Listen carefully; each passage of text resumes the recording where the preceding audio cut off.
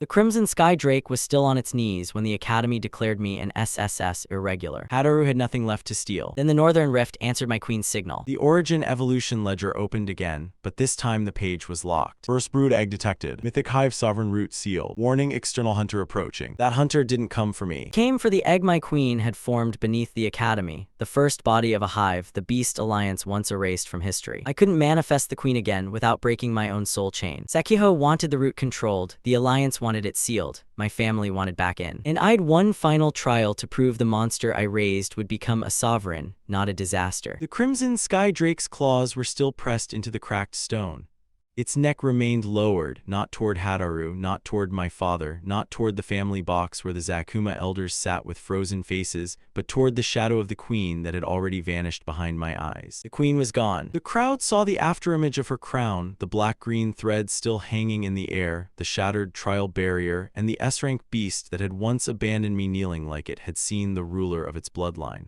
They thought I still had that power standing behind me. My soul chain was frayed. Every breath pulled against it like a wire being tightened through my chest. The Origin Evolution ledger stayed open, but the page that should have shown the mythic root was locked behind a black seal.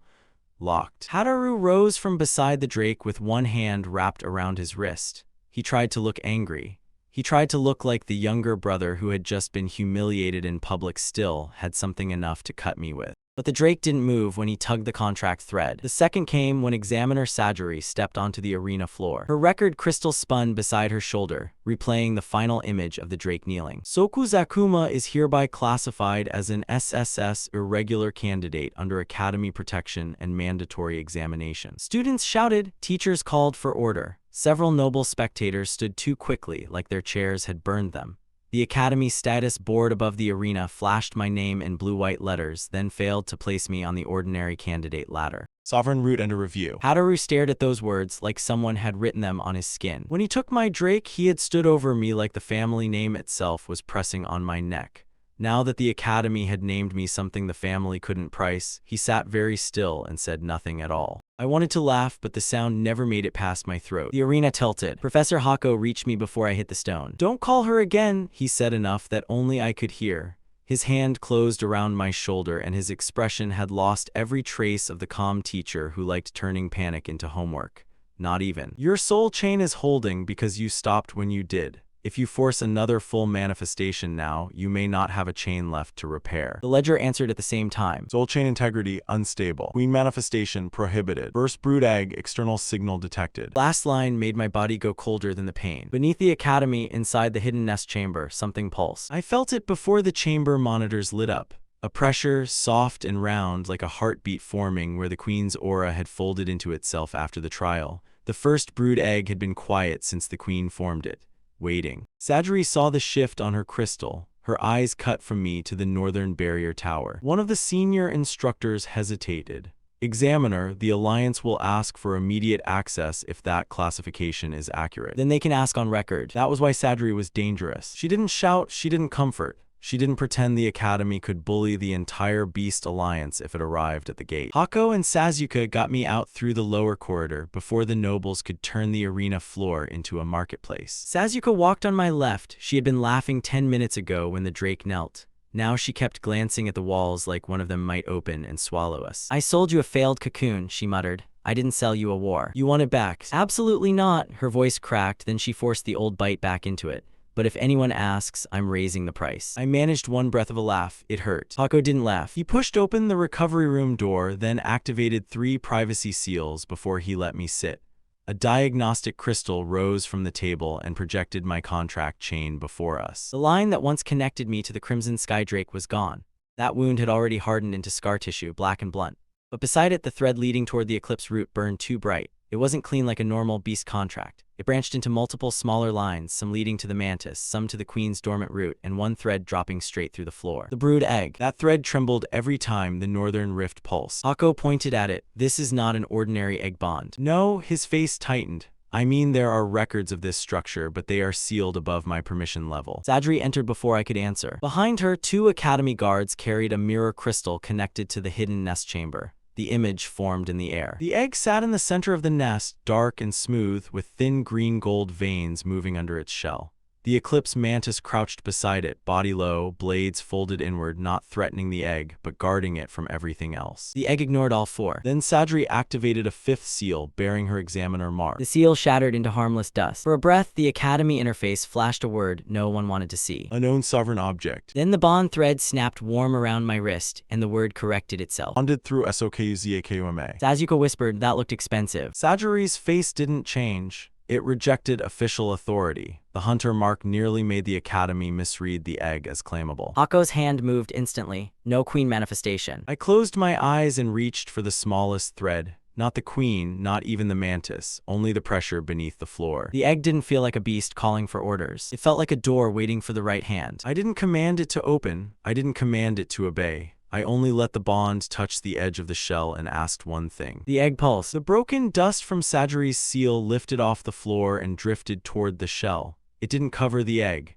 It rearranged itself into a thin ring around the nest, like the egg had accepted the protection only after it passed through my bond. Sajiri's record crystal brightened. Sasuke looked from me to the projected egg, then back again. So official seals fail unless you politely introduce them first. That is one way to say it, Hako murmured. The ledger opened across my vision. First brood egg response confirmed. Sovereign root stability temporary. Before I could ask what it meant, the mirror crystal flashed black. A mark appeared on the egg's shell. It was small at first, no wider than the tip of my finger.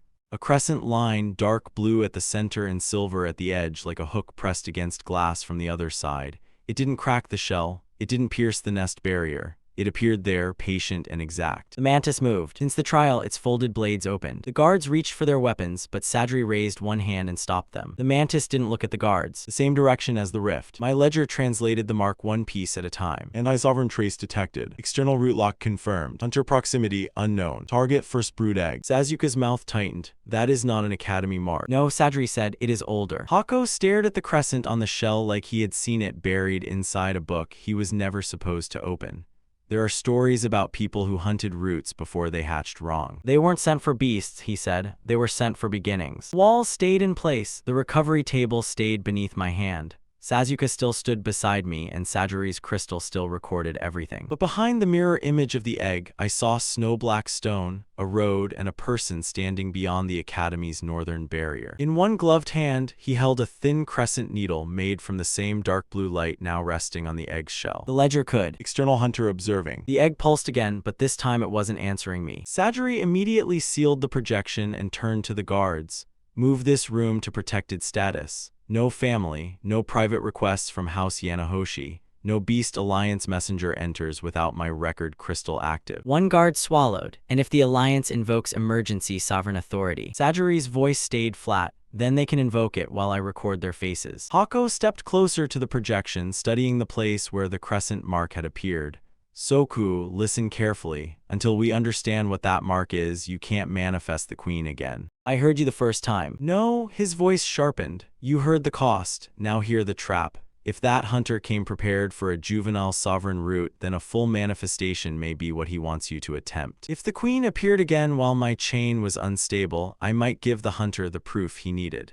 Not because the queen was uncontrolled, but because my body wasn't ready to hold her. He only needed to make me prove him right. The brood thread tightened. Down in the hidden nest, the mantis lowered itself over the egg. As a shield. Hako caught my arm. Where do you think you're going? Then I will sit beside it. Sajiri looked ready to refuse, but the record crystal beside her replayed the last 30 seconds. Egg rejects authority, egg accepts bond, hunter marks shell. The safest place for the egg wasn't behind the thickest seal. It was behind the bond the hunter had not broken yet. Sasuke exhaled hard and stepped toward the door. Fine, but if I die because I sold you a discount cocoon, I'm haunting Mabiki first. No, not fair, I'm haunting you second. Part 1 had ended the moment the Drake knelt. Part 2 began the moment something older looked past me and reached for the egg. I'd won back my dignity before the Academy. Now I had to protect the first life my queen had made. And somewhere beyond the northern barrier, the hunter who had watched the final frames of my victory had already marked his target. Sasuke found the copied file before the Academy finished moving the egg chamber into protected status. The Academy wanted to lock doors. Sajiri wanted every access request recorded.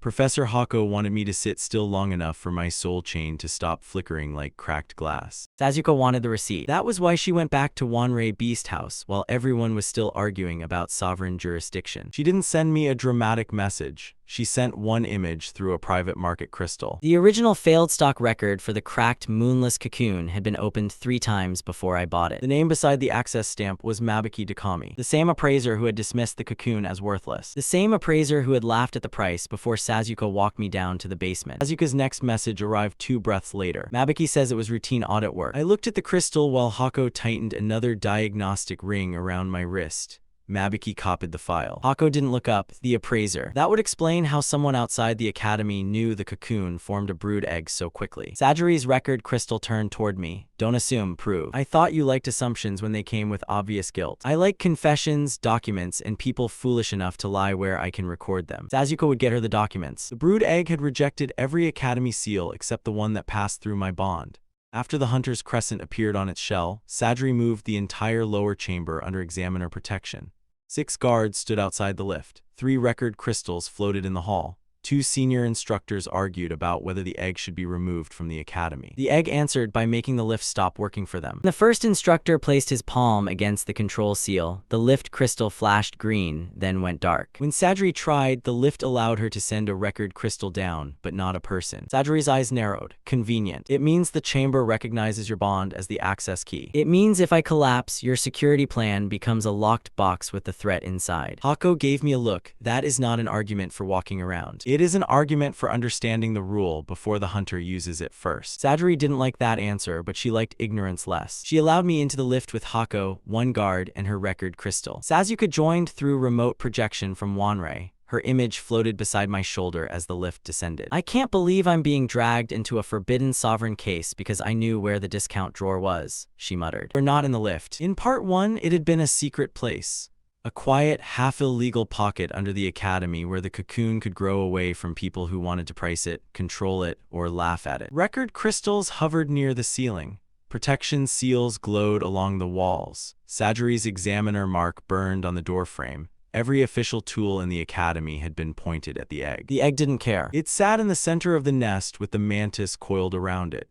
The crescent hunter mark remained on the shell, faint but patient. 1 instructor had left a silver authority seal on the floor near the nest. The egg had pushed it away. Sasuke's projection leaned closer. That is somehow ruder than shattering it. Hako crouched at the edge of the nest and studied the rejected seal. The egg is not resisting protection. It is resisting ownership. That sounded right before the ledger confirmed it. First brood egg condition. Forced authority SCALS rejected. Bond-mediated protection accepted. Unauthorized root claim detected. Sajure's crystal recorded every line reflected in my eyes. Can you remove it? She asked. The mantis moved before Hako could stop me. 1 blade lowered across my wrist, not cutting, not threatening, just blocking. The egg pulsed once. I let my hand fall. It doesn't want the mark touched directly. Hako's gaze sharpened. Or the mark is designed to punish direct removal. That was the hunter's first real move. He had not struck the egg hard enough to trigger every defense. He had placed something delicate on it. Something that made authority want to scrape it away, seal it, dominate it, prove control over it. The trap was in how people reacted to it. Sajuri turned, the market scrap. Hako frowned, that thing is not certified. Sasuke pointed at me through the projection. That is the nicest insult anyone has ever given my inventory. The guard brought the fragment from the evidence tray. It was ugly, a thumb-sized piece of dull green resin with old scratches along one side. Wanrei had thrown it into a failed material drawer because it couldn't hold a normal beast barrier. Sasuke had only noticed it because the surface scratches matched one of the old root diagrams from the copied file. To the ledger it wasn't. Rejected nest stabilizer resin. Original purpose failed. Sovereign compatibility partial. Condition must be offered through voluntary channel. I held the resin above my palm. The mantis lifted its blade. The resin warmed. Green gold light moved from my contract thread into the fragment. The fragment broke into dust, but the dust didn't scatter. It floated to the nest, circled the egg, and settled over the crescent mark like a thin veil. Sajure's record crystal brightened again. Hako exhaled. Rejected stabilizer resin slowed an anti-sovereign hunter trace. Sasuke raised one hand. I'd like that sentence added to my personnel file. You may not want your name anywhere near this, Sajuri said. Sasuke's smile thinned. Too late. Mabiki already put my sales stamp on the cocoon. If this becomes a disaster, they will blame the girl who opened the basement drawer. If it becomes a miracle, they will pretend the appraisers discovered it. I'd rather stand where the record can see me. For once, Sajri looked approving. Then the egg pulsed again. The ledger opened a line. Temporary stability GAINED. Hatch pressure rising. First true brood incomplete. Danger independent awakening if forced. The word stayed in my vision longer than the others. Hako saw my face and stood. We need the archive. I thought this was above your permission level. It is. He looked towards Sajri, which means I need someone who can make opening it sound like evidence preservation. Sajri didn't smile. The restricted archive below the academy wasn't built like a library. The halls were narrow and white with black bands of ceiling script running along the floor. Every few steps, Sajri's crystal had to identify us again.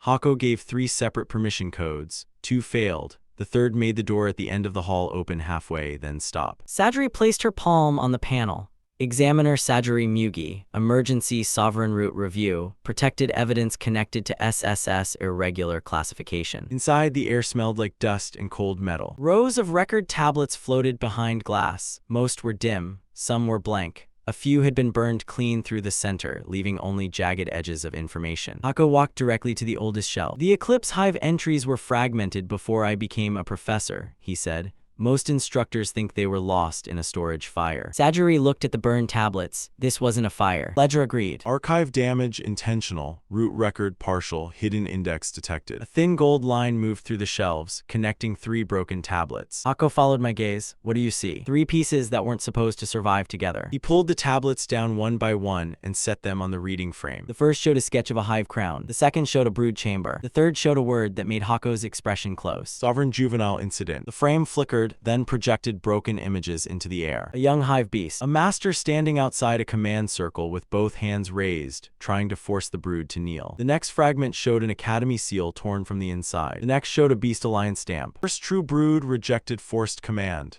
Independent chain formation began. Root sealed BY Alliance order. Asuka's projection had gone silent. Hako removed his glasses, wiped them once, and put them back on without needing to. This is why the hunter came. Sajri read the line again. Previous juvenile sovereigns became independent after the first true brood rejected forced control. Not because they were evil, I said. Because someone tried to own them before the bond was ready. The ledger did. Theory match. Forced command creates rejection. Rejection creates independent chain. Independent chain creates sovereign break. Sajri's crystal captured the text. That is not proof, she said. No, I answered, but it is a rule. Fear only told people to seal the egg. Hako moved to the next damaged tablet. There should be a stabilizing method. If the Alliance erased the root, they would have erased the solution too. Why erase the solution? Sasuke asked quietly. Sajri answered before Hako did. Because if people know a disaster can be prevented, they ask why everything was sealed instead. That was the first time the Beast Alliance felt less like an authority and more like a hand over the story's mouth. The ledger line moved again. I stepped closer and pressed my palm against the wall. Inside was one narrow black tablet, cracked along the top but not burned. Hako whispered something under his breath. Only a sealed diagram. At the center was a brood thread. Protective proof, voluntary command, external anchor. Beneath them was the phrase Hako had been searching for. Sovereign safeness seal. The words unlocked something in the ledger, but only enough to show me how far away we still were. Root stabilization method LOCATED. Status incomplete. Required components. 1. Witness protective action BY first true brood.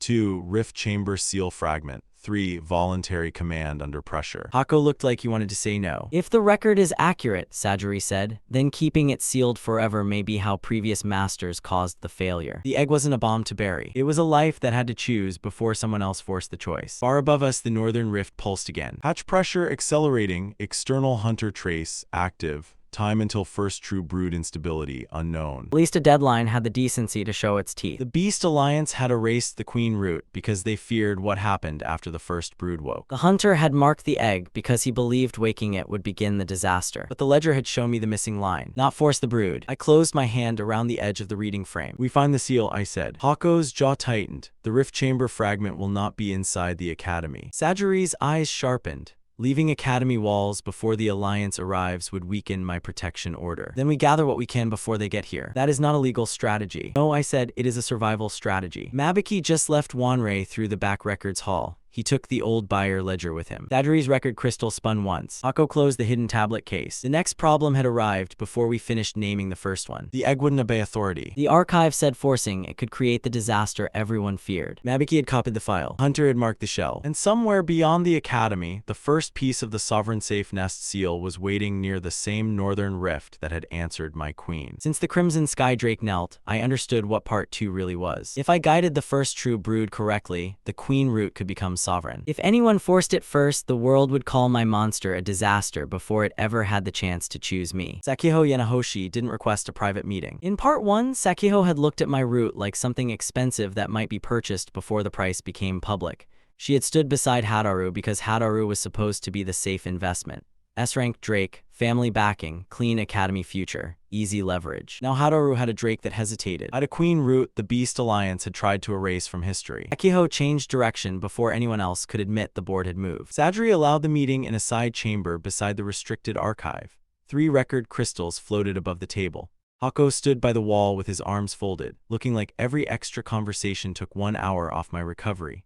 Sasuke joined through a market projection again because Mabiki was still missing and she refused to leave Wanrei's record rooms unwatched. Sakiho entered with Rizomi at her side and no smile on her face. She placed a sealed black folder on the table. The Yanahoshi family copied parts of the Beast Alliance Index 20 years ago, she said. Most of it is useless without the original root records, but your archive discovery gives us context. Sajiri's eyes narrowed. That sounds like possession of restricted alliance material. Sakiho turned 1 page toward her. It sounds like evidence relevant to an active sovereign root review. For half a second, I saw why Rizomi followed her. Sakiho knew how to make greed wear the same uniform as public duty. I reached for the folder, but Sakiho didn't let go. My condition is simple, she said. If my records help stabilize your root, I receive access to the non-combat findings after the trial. Root behavior, seal interactions, proof requirements, public classification language. Rizomi looked offended on her behalf. Sakiho only studied me for a moment, then released it. I'd good teachers, most of them were trying to rob me. The garbage is currently holding back a hunter mark. Sajiri didn't laugh, but one of the record crystals tilted like even it wanted to. The first pages were names, dates, and sealed root numbers. The Beast Alliance had not written Eclipse Hive Queen anywhere. They had used colder language. Juvenile Sovereign Carrier, Broodlink Anomaly, Hive Command Risk, Pre-Ascension Purge Candidate. That meant the Alliance didn't wait for proof of failure. It marked roots before they had the chance to succeed. The ledger opened over the page. Index Fragment Match, Root Family, Eclipse Hive.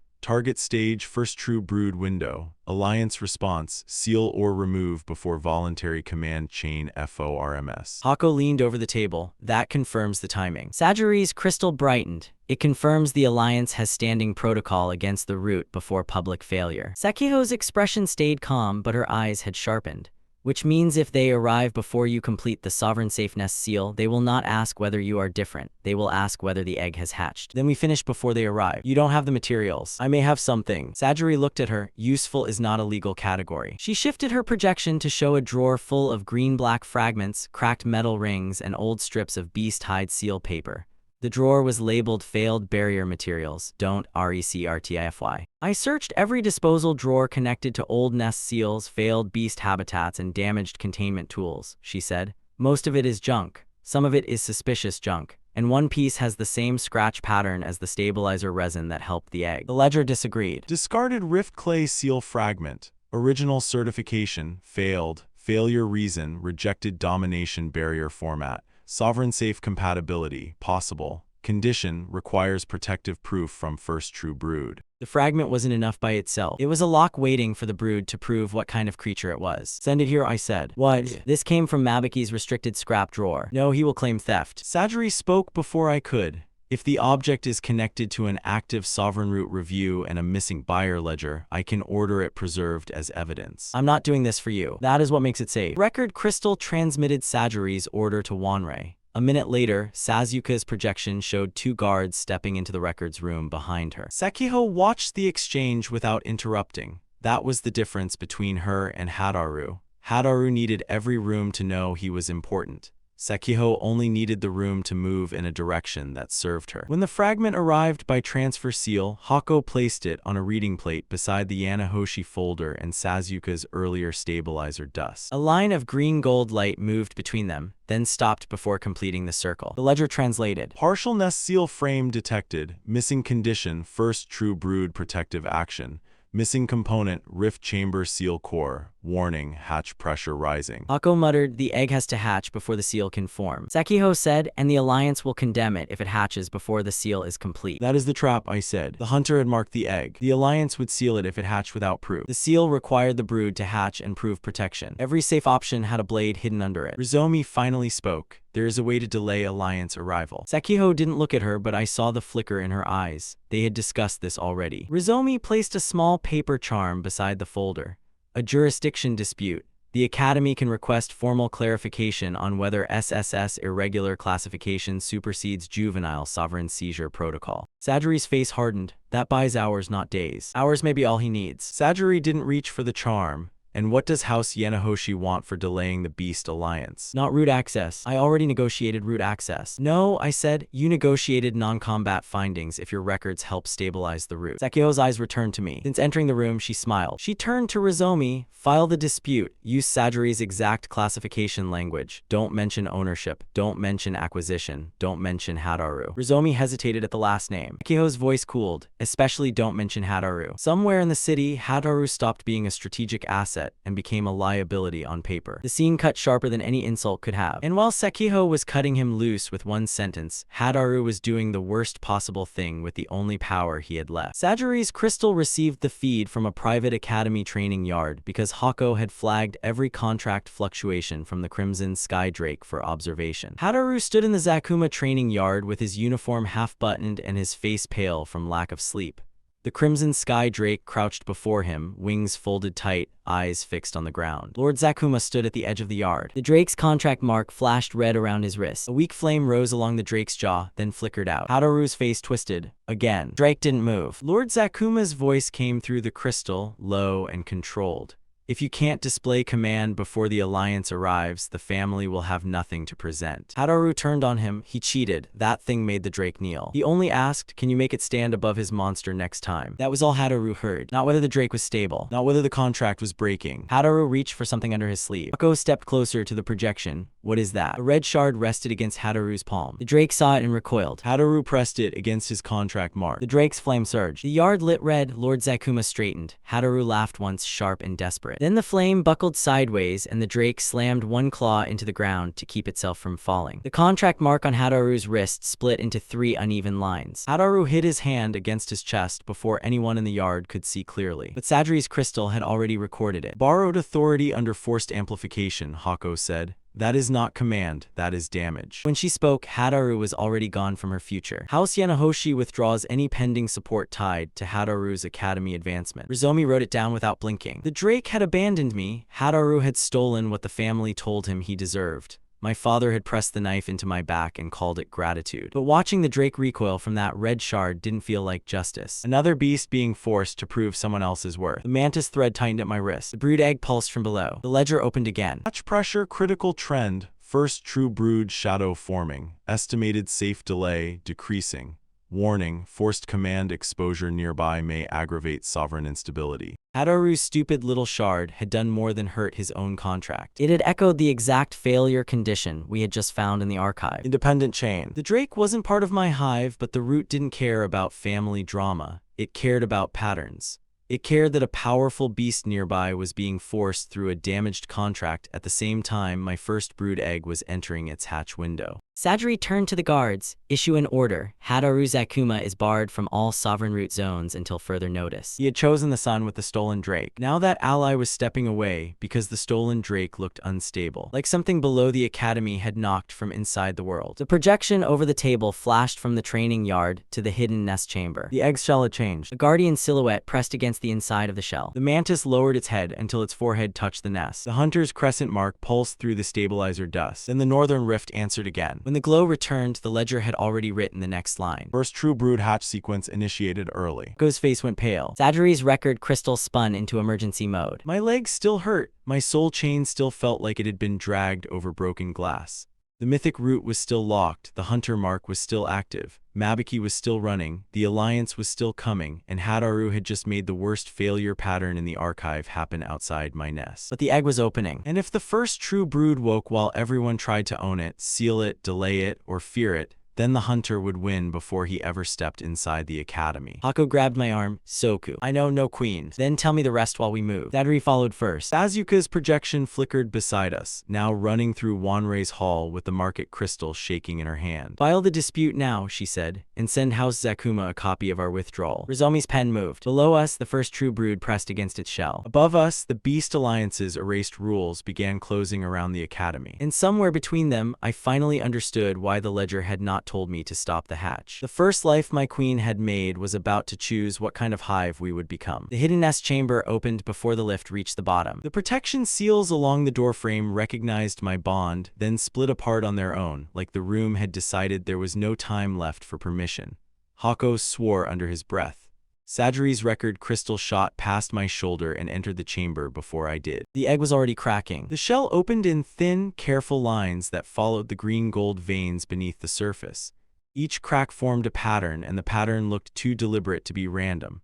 A armored shadow shifted inside, curled around the part of the shell where the hunter's crescent mark still glowed beneath the stabilizer dust. The Eclipse mantis crouched over the nest, blades lowered but not touching the egg. Every instinct in my body told me to reach for the queen. The ledger answered before I moved. Queen manifestation prohibited. Soul chain integrity unstable. First true brood hatch sequence active. Hunter trace interfering. Hako caught the back of my sleeve. You promised no queen. No queen. Sadri stepped to the side of the chamber and raised one hand.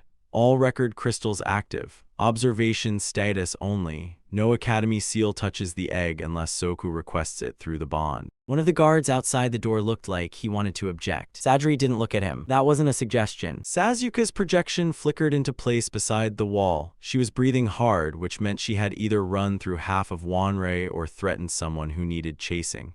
I found something. The egg cracked again. When is the timing ever good with you? What did you find? Sasuke held up a small bronze coin between two fingers. One side was stamped with a beast scale, the other carried a broken tower symbol. This coin was used to pay for Mabiki's copied file. It is Old Beast Alliance tender. Old. Sadri's crystal rotated toward her. Can you preserve the chain of custody? I already did. Also, Mabiki is sweating through his collar somewhere in the South Record Hall. This one cut straight across the hunter's crescent mark. A voice that wasn't sound passed through the room. It pressed against the egg, asking the shape inside to turn away from the nest, to open toward the mark, to accept the crescent as the first thing it saw. The mantis lifted both blades. Call the queen. The ledger showed the price. Soul chain failure probability high. Hunter trace response unknown. Hunter had built the mark to make me choose power. Force the brood and create rejection. I stepped to the edge of the nest and lowered myself to one knee. Hako whispered Soku. The egg shuddered. Inside the shell, the armored shadow shifted toward the crescent mark. Sadri's crystal captured the movement. I didn't reach for the mantis. I reached for the thread between us and made it as light as I could. Not a chain. Hunter's mark flashed. The egg froze. It pressed one tiny limb against the inner shell from my side of the nest. The first true brood wasn't large enough to terrify anyone by size alone. It was smaller than the mantis had been after its first evolution, shaped like a compact guardian insect with stone-gray shell plates and soft green-gold seams glowing between them. Its front limbs were thick and shield-like, curved like they were made to lock together.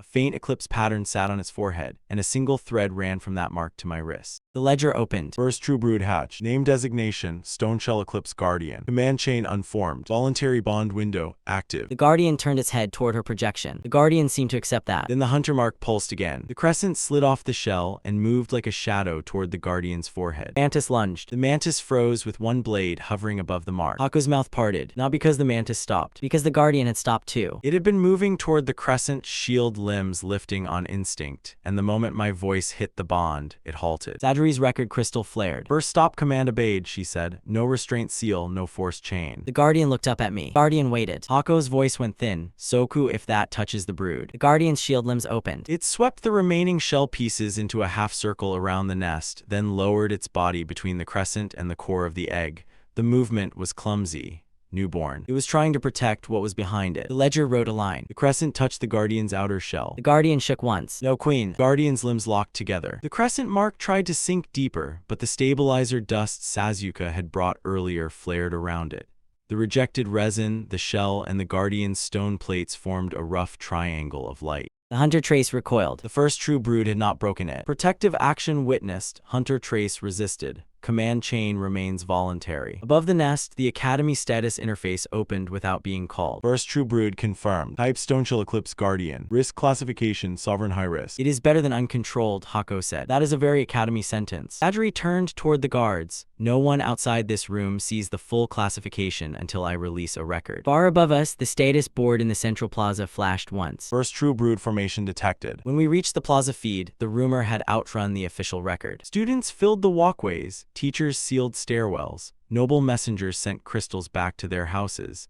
Someone shouted that Soku had started a hive under the academy. Someone else shouted that the academy had known for hours. A third voice yelled that the Crimson Sky Drake was already useless. The crowd's fear wasn't the same as Part 1's mockery. Mockery had weight, but it was simple. People laughed because they thought they knew where I belonged. Fear made people invent endings before the story had finished moving. Sajiri sent one controlled image to the public board. The Guardian standing in the nest. The Guardian obeying stop command. The Guardian blocking the Hunter trace. No Queen. No mythic warning. Just proof. Some students still backed away from the board like the image might crawl out. Others leaned closer.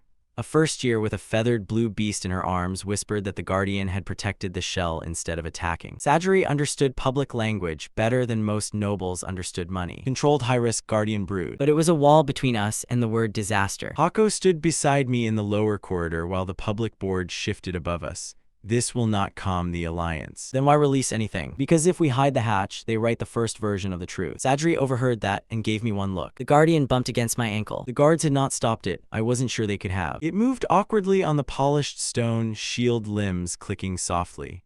The mantis followed behind it, larger, sharper, quieter, like an older sibling pretending not to hover. The Guardian turned its head again. What? That was affectionate. The Guardian blinked slowly. It was hard to tell if it understood insults. It was easier to tell what the hallway understood. The Guardian stopped. Because a small academy beast had slipped from its handler's arms near the corridor entrance. It was a pale, rabbit-like creature with crystal ears, trembling so hard that its little claws scratched uselessly against the stone.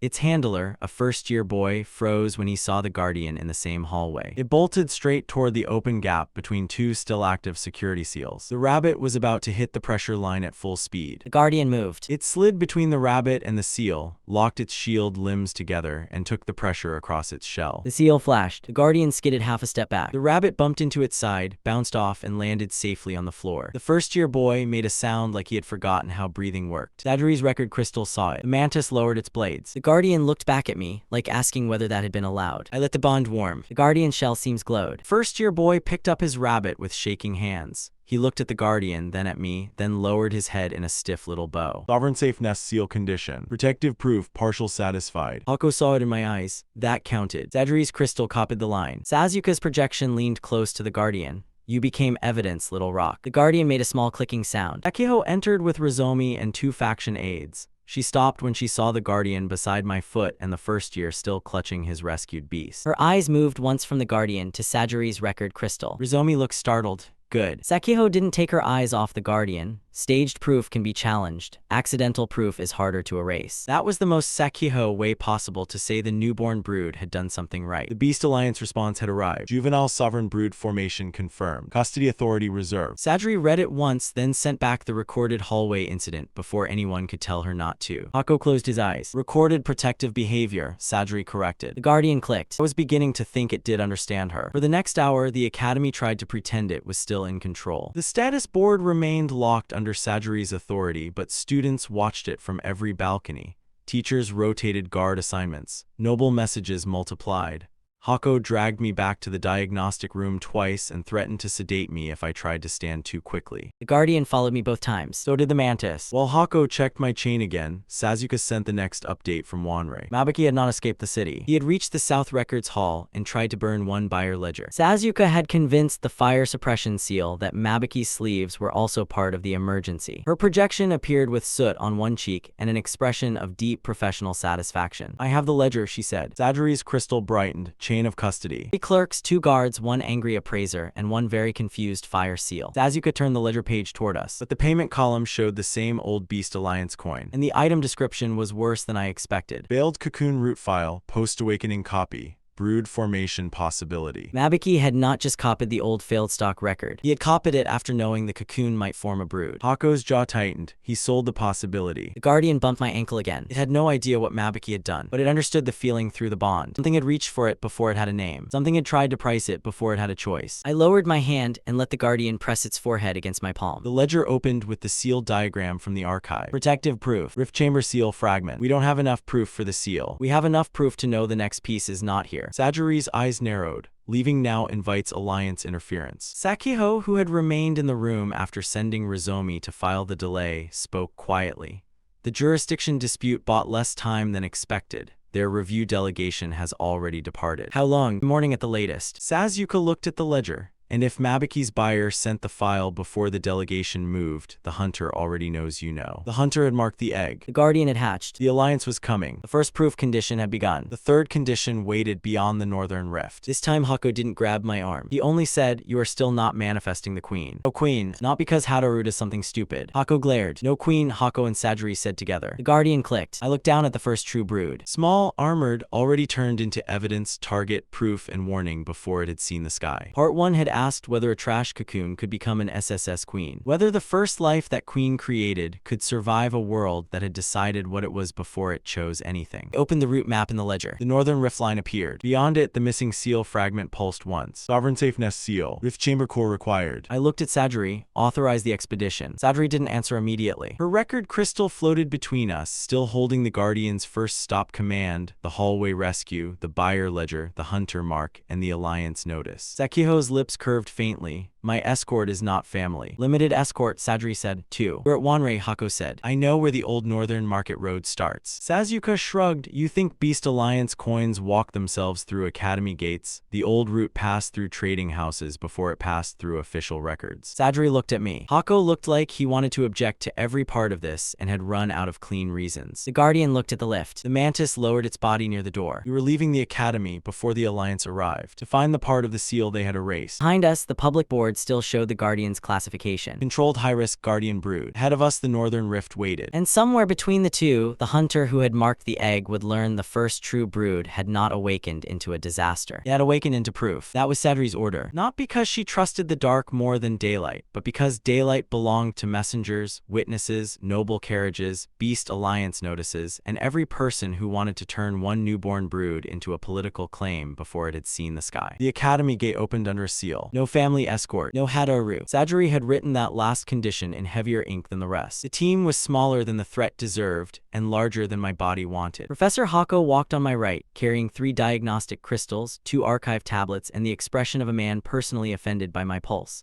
Sasuke walked on my left with a satchel full of stolen-looking but legally preserved market scraps. She had insisted every object inside had a chain of custody. Sajiri had insisted every chain looked like a crime scene. The Eclipse Mantis moved behind us, silent and low. The stone-shell Eclipse Guardian walked beside my boot, small enough that one careless cartwheel could have crushed it, if every beast in the district had not been stepping away from it like the street itself had grown teeth. Sakiho didn't come. She sent 2 escorts instead. Quiet, uniformed, expensive, and replaceable enough that she could call the gesture support without calling it trust.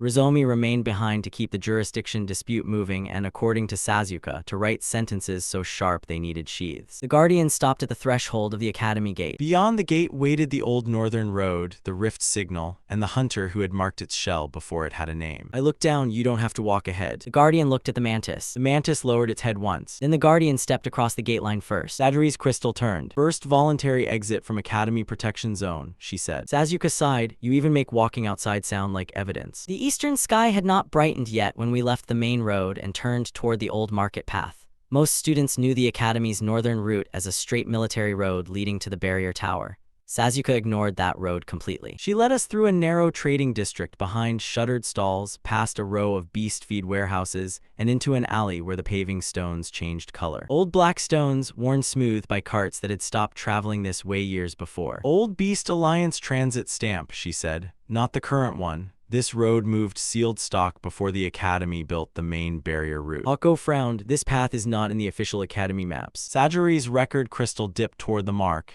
You knew this road existed. I knew there was an old road. I didn't know it connected to Sovereign Hive records. And Mabeki knew. Sasuke's mouth tightened. Mabeki knew anything he could sell twice. The Guardian walked to the stamp and tapped it with one shield limb. A faint green line moved north through the stones. The ledger opened. Old route trace detected. Beast Alliance transit mark. LINKED material. Rift clay seal fragment. Direction north. Road like the Guardian, Hako said. Don't ruin this for me. We followed the green trace out of the trading district and into the old service valley beyond the academy walls. Empty storage sheds, broken hitching posts, dry grass pushing between stones, place people forgot because nothing profitable remained. It was half buried beside the road, its metal frame bent inward, seal paper still clinging to one corner. The tag had rotted clean through, but the ledger read the trace left behind. Failed brood transport container. Contents removed. Classification erased. The Guardian stopped. The mantis moved closer to it. Sajiri recorded the cage. Hako crouched beside it and touched one seal paper with gloved fingers. This wasn't built for normal beasts. The ledger answered by lighting the path ahead. Then more hidden under grass and stone and collapsed wood. The Beast Alliance had not just erased records from a library. It had moved living proof along a market road and buried the containers when the road stopped being useful. Every few hundred steps, the Guardian found another mark. A seal, a patch of rift clay that should have been worthless and wasn't. Hako collected fragments when the ledger approved them. Sajiri recorded every item. Sasuke labeled the bags with market shorthand so fast that one of Sakiho's escorts whispered that she wrote like a smuggler. When the sun reached the top of the valley wall, we had enough old residue to strengthen the partial nest seal frame. The Guardian had to keep walking outside academy walls. The farther we went, the more often the hunter's crescent mark flickered under its shell plates. Under it, like a shadow following a lantern. Hako noticed before I did. The Guardian looked up at me. Hako lifted one diagnostic crystal. Its reflection showed the Guardian's shell, the bond thread, and a faint dark blue line trailing behind us along the path. By route trace, the hunter had not needed to stand behind us. He had left something on the first mark, and every old Beast Alliance stamp we activated gave it another place to breathe. Sajiri's expression hardened. Can it identify our destination? Hako studied the line. It may already know. The Guardian's limbs clicked. It turned, placing itself between us and the trail behind. Absurdly small compared to the shape of the threat. The mantis opened one blade. Sajiri's crystal caught it again. Mantis and Guardian obeying the same restraint command outside Academy protection. Proof even here. A crescent of light rose from the old transit stamp we had passed 10 minutes earlier. It hovered above the road, turning until its point aimed at the Guardian. The Guardian lowered its body. The easy answer was to pull it tight, command the Guardian back, command the mantis forward, make the bond a wall. Rejection creates independent chain. Guardian, I said, keeping my voice even. Shield the road, don't chase. The Guardian moved. It planted both shield limbs into the stone, and the old transit stamps around us lit up one by one. For one dangerous second, I thought it had activated the hunter's trace further. The green-gold lines from the Guardian spread through the stamps and curled over them like roots sealing cracks. Guardian held. The ledger wrote across my vision. Protective action outside Academy Zone. VERIFIED. Old transit trace. Partial block. Sovereign safe compatibility increasing. Sajiri's crystal spun, recorded. It worked because these old transit marks were built to move sovereign root materials. The Guardian is using the road's own function against the hunter trace. The hunter could use old marks to follow us. The Guardian could use old marks to block him. Bablek would have called it a tool found in trash. The old service valley widened into a dead village built against the northern ridge. Its houses were stone, not wood, and every doorframe carried a Beast Alliance inspection scar. No smoke rose from the chimneys. No animal sounds came from the pens. The only movement came from seal papers fluttering in the wind where someone had nailed them to a central post years ago. Sakiho's first escort stopped at the village line. This location was removed from Yanahoshi territory maps. Hako walked to the central post. Seal papers were layered over each other. Some carried quarantine marks, some carried disposal marks.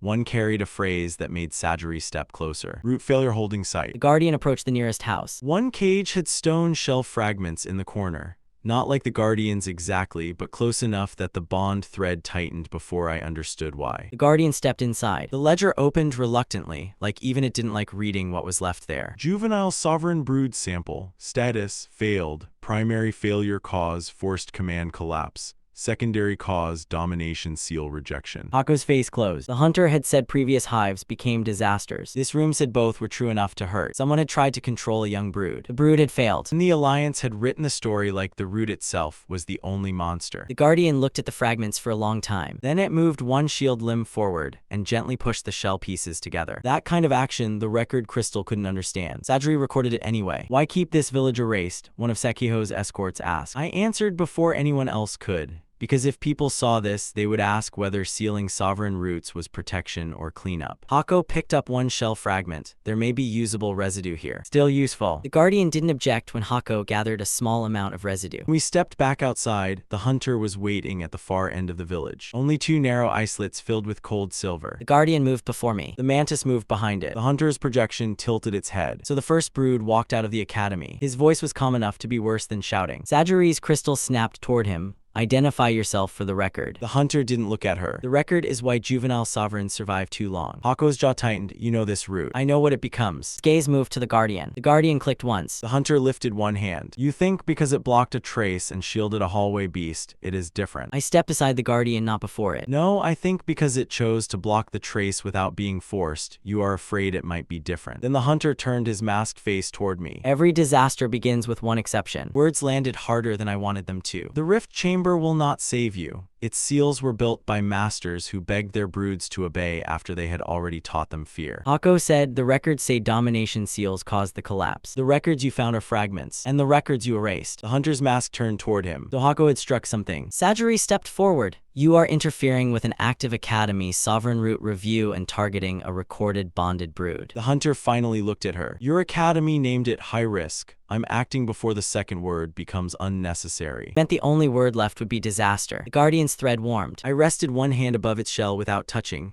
No. The Guardian stilled. The hunter noticed. Good, he said softly. You have learned not to force it. A dark blue seal opened beneath the Guardian's feet. The hunter had not come to talk. He had come to test how quickly fear made me forget the rule. The seal pulled downward. The Guardian's shell plates dimmed. Mantis lunged half a step. Hako shouted my name. Sajiri's crystal flared. I didn't command the Guardian to return. The Guardian locked its limbs around its own core. Green gold light folded inward first, then outward.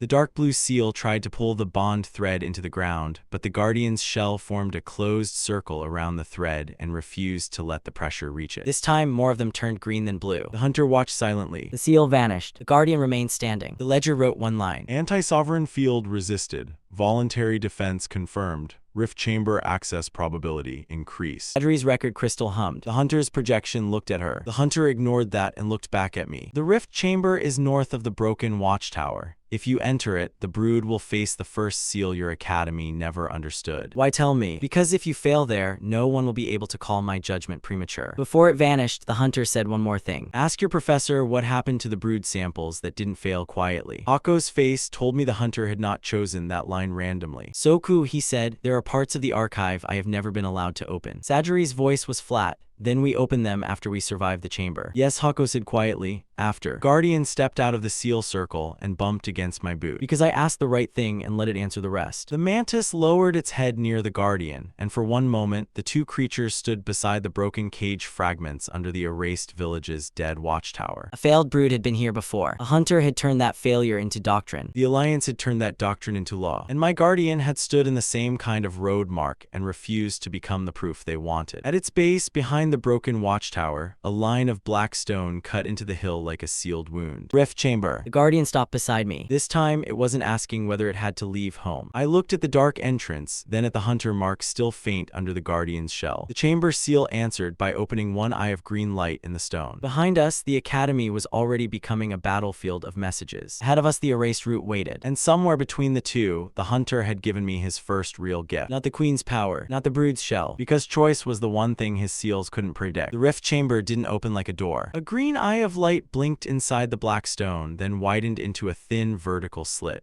Wind moved out through the opening, cold and dry, carrying the smell of old dust, sealed metal, and something sharper underneath. Something cleaner and worse. A place that had been closed because people were afraid to look at what they had done there. The stone-shell Eclipse Guardian stood before the entrance with its shield limbs half raised. The thread between us warmed, but it didn't pull. It was waiting again. Sasuke leaned around Hako to stare at the open slit.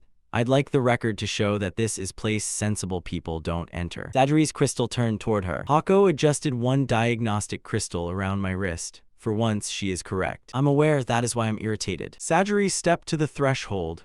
No one touches any seal. No one follows a projected voice without record confirmation. One of Sakiho's escorts looked into the chamber and asked, "And if the chamber closes behind us?" Then we hope the boy with the forbidden sovereign root is better at opening it than the people who sealed it. The inside was wider than the entrance suggested. Black stone ribs curved overhead like the inside of a giant beast's chest. Old green lights ran along the floor in broken lines. Some of the lines led toward the center. Others ended in scorch marks, seal scars, or empty circles where something had once been removed. The Guardian took one step forward. The Mantis moved. The Mantis stopped. The Guardian stopped. A voice sounded from the walls, old and flat. Juvenile sovereign unit detected. Hako went pale. No. What is it? Sajiri asked. A domination circle format, the old kind. The ring around the Guardian rose like a transparent wall. Symbols crawled through it, each one shaped like a command hook. They turned inward toward the Guardian's forehead. The Guardian shell seems dimmed. Ledger opened. Ancient domination circle detected. Function, force juvenile brood to accept master command.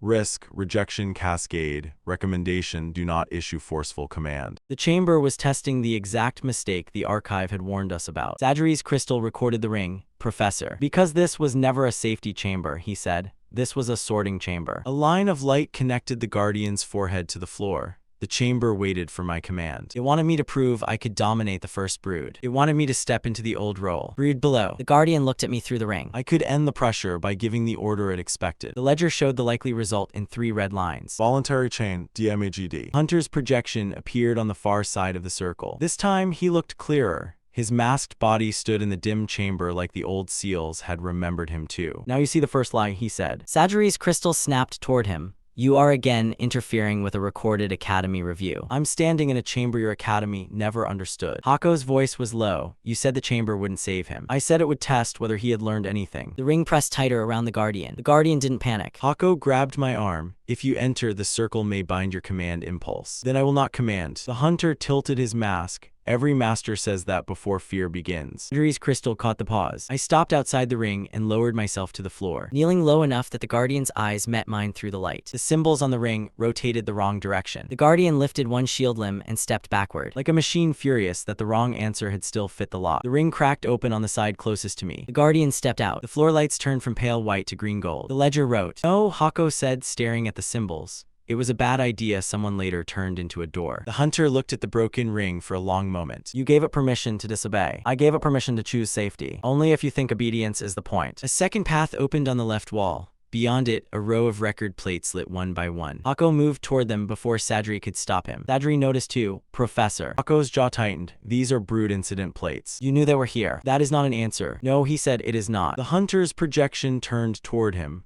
Ask him what happened to the samples that didn't fail quietly. Hako closed his eyes. The projection above it showed a young brood creature inside a command circle. Its master stood outside the ring with both hands raised. Alliance officials watched from behind glass. The master forced the brood to lower itself. The brood obeyed. Record marked the trial successful. The same brood stood alone in a different chamber, refusing every voice that called it. The record ended with a seal stamp. Failed independent chain formation. Hako opened the next plate. Another brood. Another seal. They thought if the brood bowed under pressure, the bond was safe. When the bond later broke, they blamed the brood. The hunter didn't move. You are still missing the end, he said. Go open the last plate. The projection showed a chamber cracked open from the inside. Just empty restraint rings, shattered seals, and a wall covered in frantic command script written by people who had run out of better ideas. The record line appeared. Sovereign juvenile event escalated. Root termination authorized. Hunter order created. Sajiri's crystal rotated toward the hunter. That order created your role. The hunter's mask turned slightly. My predecessors were created after the first Academy refused to admit its method caused the failure. The hunter wasn't defending a clean history. He was defending the emergency solution to a mistake nobody wanted to name. Then why keep hunting, I asked. Because after the first mistakes, the disasters became real. The hunter lifted one hand, and another record opened without Hako touching it. This one showed a valley from far above. A brood colony moved through it, not as mindless insects, but as a single will with no master thread at the center.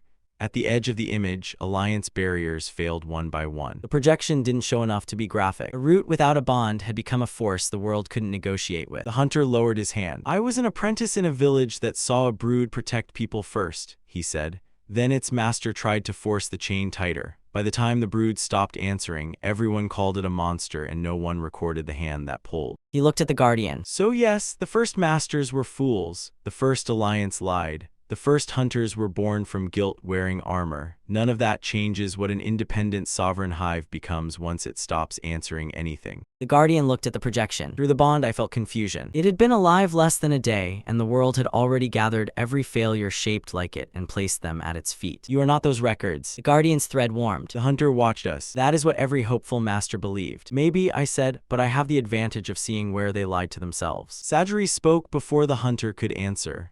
And we have the record showing the old command format caused rejection. The hunter turned toward her. Your record doesn't change the risk. No, it changes who gets to write the cause. The kind Sadri understood best. The moment the guardian stepped onto the bridge, 2 pressure fields appeared. One around a small illusion shaped like a harmless academy beast. The same kind the guardian had protected in the hallway. A line of force pressed against the guardian from the left. Another pressed toward the illusion from the right. The guardian could shield itself easily or shield the smaller beast and leave its own side exposed. The ledger read deeper. Hidden condition. Protection must be chosen without master order. Command interference REDUCES seal compatibility. Hako looked like that silence hurt him physically. Sadri's record crystal floated closer. The guardian looked back at me. The guardian clicked once. Then it moved to the smaller beast and locked both shield limbs around it. The pressure struck the guardian's exposed side. The bond thread tightened with discomfort, but not damage. The guardian held. Green light moved from the bridge into its shell, then into the rift clay fragment Sasuke had brought. Sasuke fumbled the fragment out of her satchel as it lit up. It is doing the thing. I don't know what the thing is, but it is doing it. The ledger answered. Witness protective action accepted. Rift clay seal fragment awakening. Sovereign safe nest seal frame partial formation. The guardian turned back to me. The mantis moved beside it, not to replace it, just to stand close. The hunter watched the 2 creatures together. You are collecting proof quickly, he said. Is that a complaint? It is a warning. The more proof you gather, the more the alliance will fear what happens if they are wrong. Sasuke looked up from the glowing fragment. That sentence makes no sense. It does, Sekio's escort said quietly. He swallowed. Powerful institutions fear being wrong more than they fear being cruel. Chamber beyond was circular and empty, except for one object in the center. A crown-shaped seal core cracked into 3 pieces. The rift chamber core. It floated above a stone basin, turning slowly, each piece held apart by old green light. Around it were 3 circles carved into the floor. The second glowed faintly because of the guardian's bridge test. Hako stepped beside me. This is not the full seal. Sadri read the wall. It is a validator. The hunter's projection stood on the far side of the basin. One more chamber remains before the core will leave this place. What is the 3rd test? I asked. Guardian moved closer to me. The hunter lifted one hand and the chamber walls projected dozens of old master threads snapping one by one.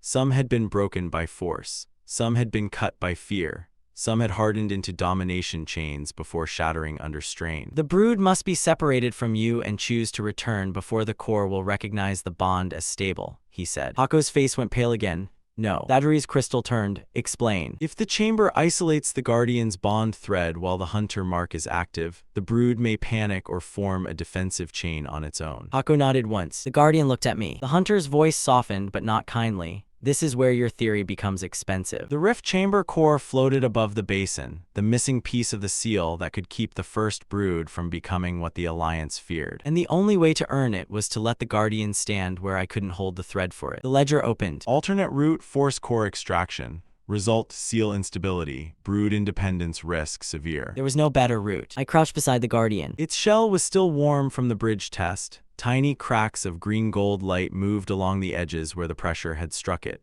Strain. It had been born into a courtroom, marched down an erased road, tested by a hunter, and now asked to let go of the only bond that told it where home was. I touched my forehead lightly to the top of its shell. The guardian didn't click. Go turned away for half a second. Sajiri's crystal hovered lower, catching every word. The hunter said nothing. A column of pale light rose around the guardian. The bond thread between us thinned. The guardian vanished from the room. The mantis hissed. The ledger showed nothing. No root. I closed my hand around empty air and did nothing. Doing nothing while the first true brood stood somewhere I couldn't couldn't see, with the hunter's mark still under its shell and the rift chamber core waiting to judge whether our bond was real. The hunter's projection watched me. Now you understand why masters forced the chain. Fear made force feel like love when the thing you protected was out of reach. But that was the lie that had built this chamber. No, I said, now I understand why they failed. Then the guardian stumbled out of the pale column, landing hard on the stone floor. The hunter mark flashed once under its shell. Guardian turned toward the mark. The guardian looked back at me. When it reached my boot, it pressed its forehead against the same place my hand had rested before. The bond thread returned so strongly my knees buckled. Return by voluntary bond. Accepted. Rift Chamber Seal Core released. Sovereign Safe Nest Seal Frame ready for trial assembly. The 3 cracked pieces of the crown-shaped core folded together. Hako covered his face with one hand. Sadari's crystal spun so fast it blurred. The hunter didn't move. For a long moment, he only looked at the guardian. Then he said, that test has killed better theories than yours. It didn't kill mine. No, he said, it didn't. The seal core floated toward us and lowered into the rift clay fragment. Green gold light wrapped around the piece Sasuke had salvaged, the road residue Hako had gathered, and the protective proof the Guardian had earned. The Sovereign Safe Nest seal wasn't complete, But it had a body. the ledger wrote, Sovereign Safe Nest Seal Frame FORMED. Final requirement, public voluntary command under sovereign pressure. that meant the final proof wouldn't happen here. The Beast Alliance. Hadaru. Every person who wanted to call the hive a disaster before it chose its own shape. The hunter's projection began to fade. Your alliance will arrive before you return, he said. Your alliance. That made Sadari's crystal hum. Hunter looked toward her. The Beast Alliance uses hunters when fear is useful. It discards them when proof becomes inconvenient. Sadari's eyes narrowed. Then who do you answer to? The last village that didn't survive a sovereign mistake. The rift chamber lights lowered. The chamber had done what it was built to do. It had asked the brood whether it would obey, protect, and return. And in the records we had seen, the answer had not been forced. Hunter wasn't wrong about the danger. A messenger crystal from Rizomi flashed in Sakiho's escort's hand. The Beast Alliance delegation reached the academy gates early. Sadari closed her eyes. Then she opened them and her voice turned sharp. How early? The ledger answered before I could. Sovereign Safe Nest Seal Frame untested. Public trial required. Oh, hidden proof. The final requirement had to happen before the people who wanted the root sealed. I looked down at the Guardian. Resisted the hunter by choice. That was the proof the old records had never been able to write. Now we had to bring it home before the Alliance rode over it. I looked north toward the fading hunter projection, then south toward the academy. Then we go back, I said. The Guardian clicked once. We started down the erased road with the rift chamber seal core wrapped in green gold light, and the first true brood walking beside me by choice. Ahead of us, the world that had erased this route was already waiting to judge it. Return road was worse than the rift chamber. The domination circle wanted me to force the Guardian. The protection bridge wanted to know what the Guardian would choose. The return test wanted to see if the bond came back when I stopped pulling on it. The rift chamber seal core floated inside a containment frame Hako carried against his chest.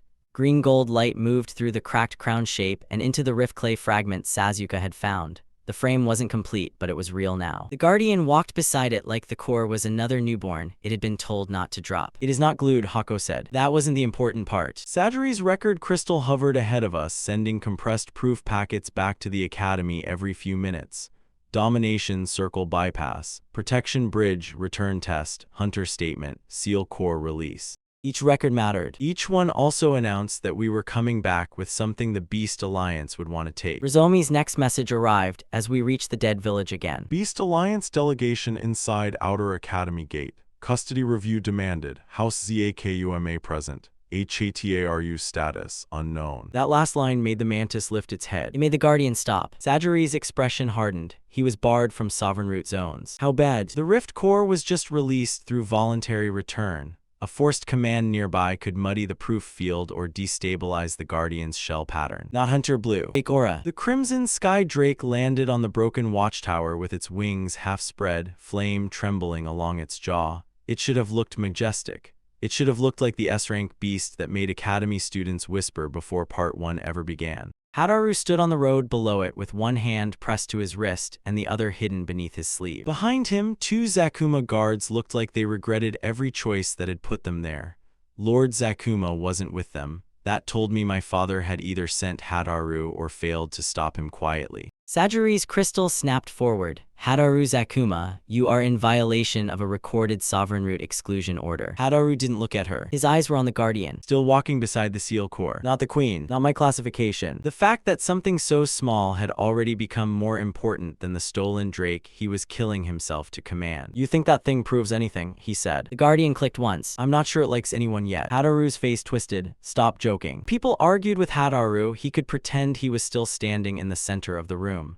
Silence made him hear the empty space around himself. The Crimson Sky Drake flinched. Sagiri stepped forward. Hadaru, if you activate a forced command near an active sovereign seal frame, I will classify the act as deliberate root interference. The red shard sank into his contract mark. The Crimson Sky Drake roared. The Guardian seal core flickered. The hunter mark under its shell flashed blue in response. Hadaru thought he was challenging me. He was feeding every hostile pattern in the road at once. Fresh sovereign seal core. Hunter trace. I could feel the ledger trying to stack warnings faster than my eyes could read them. Dragon contract instability detected. Sovereign safe seal frame. Contamination risk. First brood defensive response. Rising. The Guardian lowered its body. The mantis opened both blades. The Crimson Sky Drake's flame surged, but it bent sideways, not toward me, not toward the Guardian, but toward the seal core in Hako's hands. The core brightened. Hako pulled it close with both arms. Soku. I didn't move toward Hadaru. The version of me lying on the Zakuma Hall floor in part 1, watching my father press my Drake's contract into my brother's chest, might have wanted nothing more than to see Hadaru's stolen power break before him. But the Guardian was here. The seal core was here. The Drake wasn't my prize anymore. It was a problem someone was forcing until it shattered. I looked at the Guardian. The Guardian moved. Its shield limbs locked around Hako's containment frame.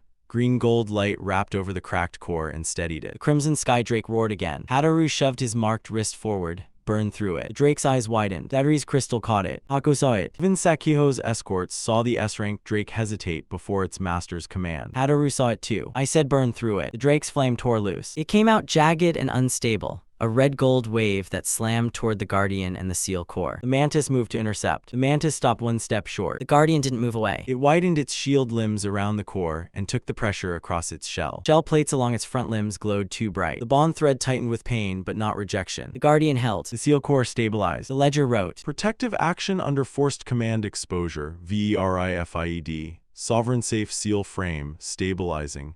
Dragon contract instability, worsening. Hadaru stared at the Guardian. He had thrown an S-rank flame at the first true brood, and the little stone-shelled thing had turned it into more proof. That was when something in him broke quieter than the shout. The Crimson Sky Drake screamed. The flame around its jaw collapsed inward, then burst out unevenly across its wings.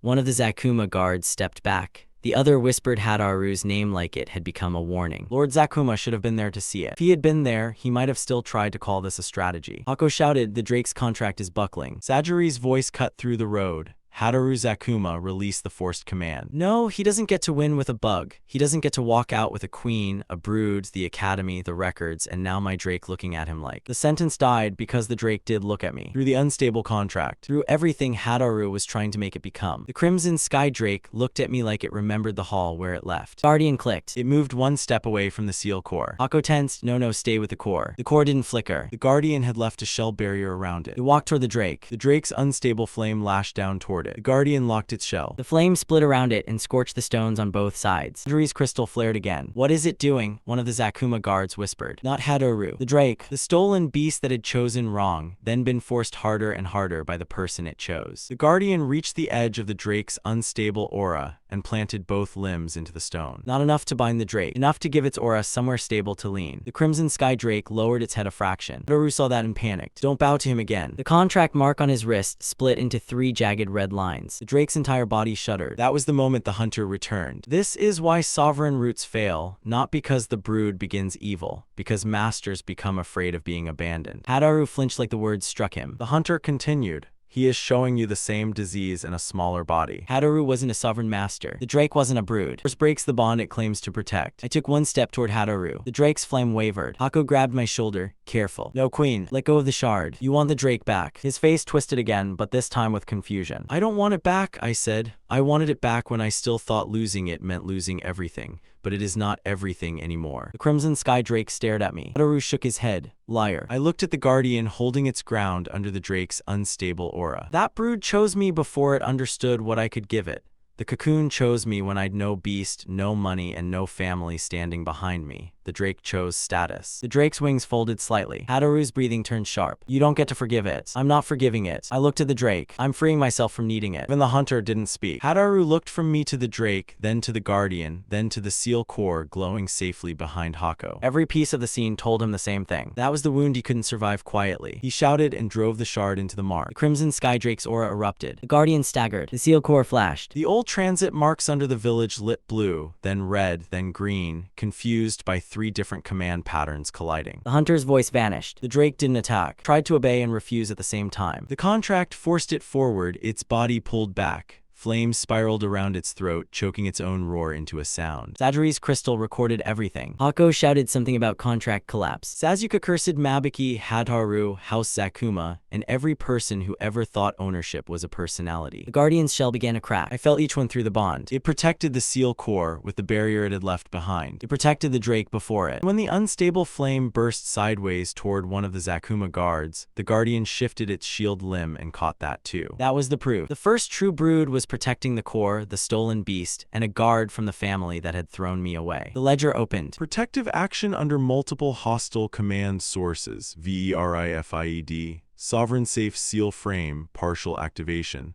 Public Trial Requirement, advancing, Dragon Contract Collapse imminent. I couldn't let the drake collapse here, not because Hataru deserved rescue. Because if the drake broke inside the same field as my brood, the Beast Alliance would write the story before Sajiri could speak. Forbidden Hive, sovereign contamination. The guardian would be blamed for a wound Hataru created. Hako shouted Soku. I didn't call the queen. I didn't grab the drake's thread. I reached through the ledger and looked for the crack in Hataru's forced command. The ledger showed me 3 lines. Hataru's contract, the drake's refusal. I didn't have to cut the whole chain. Hataru is not commanding the drake, the shard is. The words hit the road harder than an attack. Hataru froze. Drake heard them too. The guardian heard the shape of them through me. Green gold light shot through the old transit marks and wrapped around Hataru's wrist, not binding his arm, not hurting him, just illuminating the red shard buried in his contract mark for every record crystal to see. Sajiri spoke immediately. One Zakuma guard dropped his weapon. The other stepped away from Hataru. Hataru looked at them like betrayal had become contagious. The crimson sky drake pulled back. The drake lowered its head until its flame touched the ground and went out. Hataru fell to one knee, clutching his wrist. The guardian stayed standing for 2 more seconds, then sank onto its shell plates. The bond thread jerked with exhaustion. The guardian clicked weakly. The guardian clicked again. Sajiri's record crystal hovered over the road, still bright. By who? The old transit marks had transmitted the surge farther than expected. At the edge of the dead village, 3 new figures stood on the ridge. The Beast Alliance had not waited at the gate after all. His eyes moved from Hataru on the ground, to the cracked red shard, to the guardian under my hand, to the seal core still glowing behind Hako. Soku Zakuma, by emergency sovereign authority, the Beast Alliance requests immediate custody of the first brood and all related seal components pending review. Sajiri stepped between us before I could answer. The Alliance examiner looked at her like she was a delay, not a person.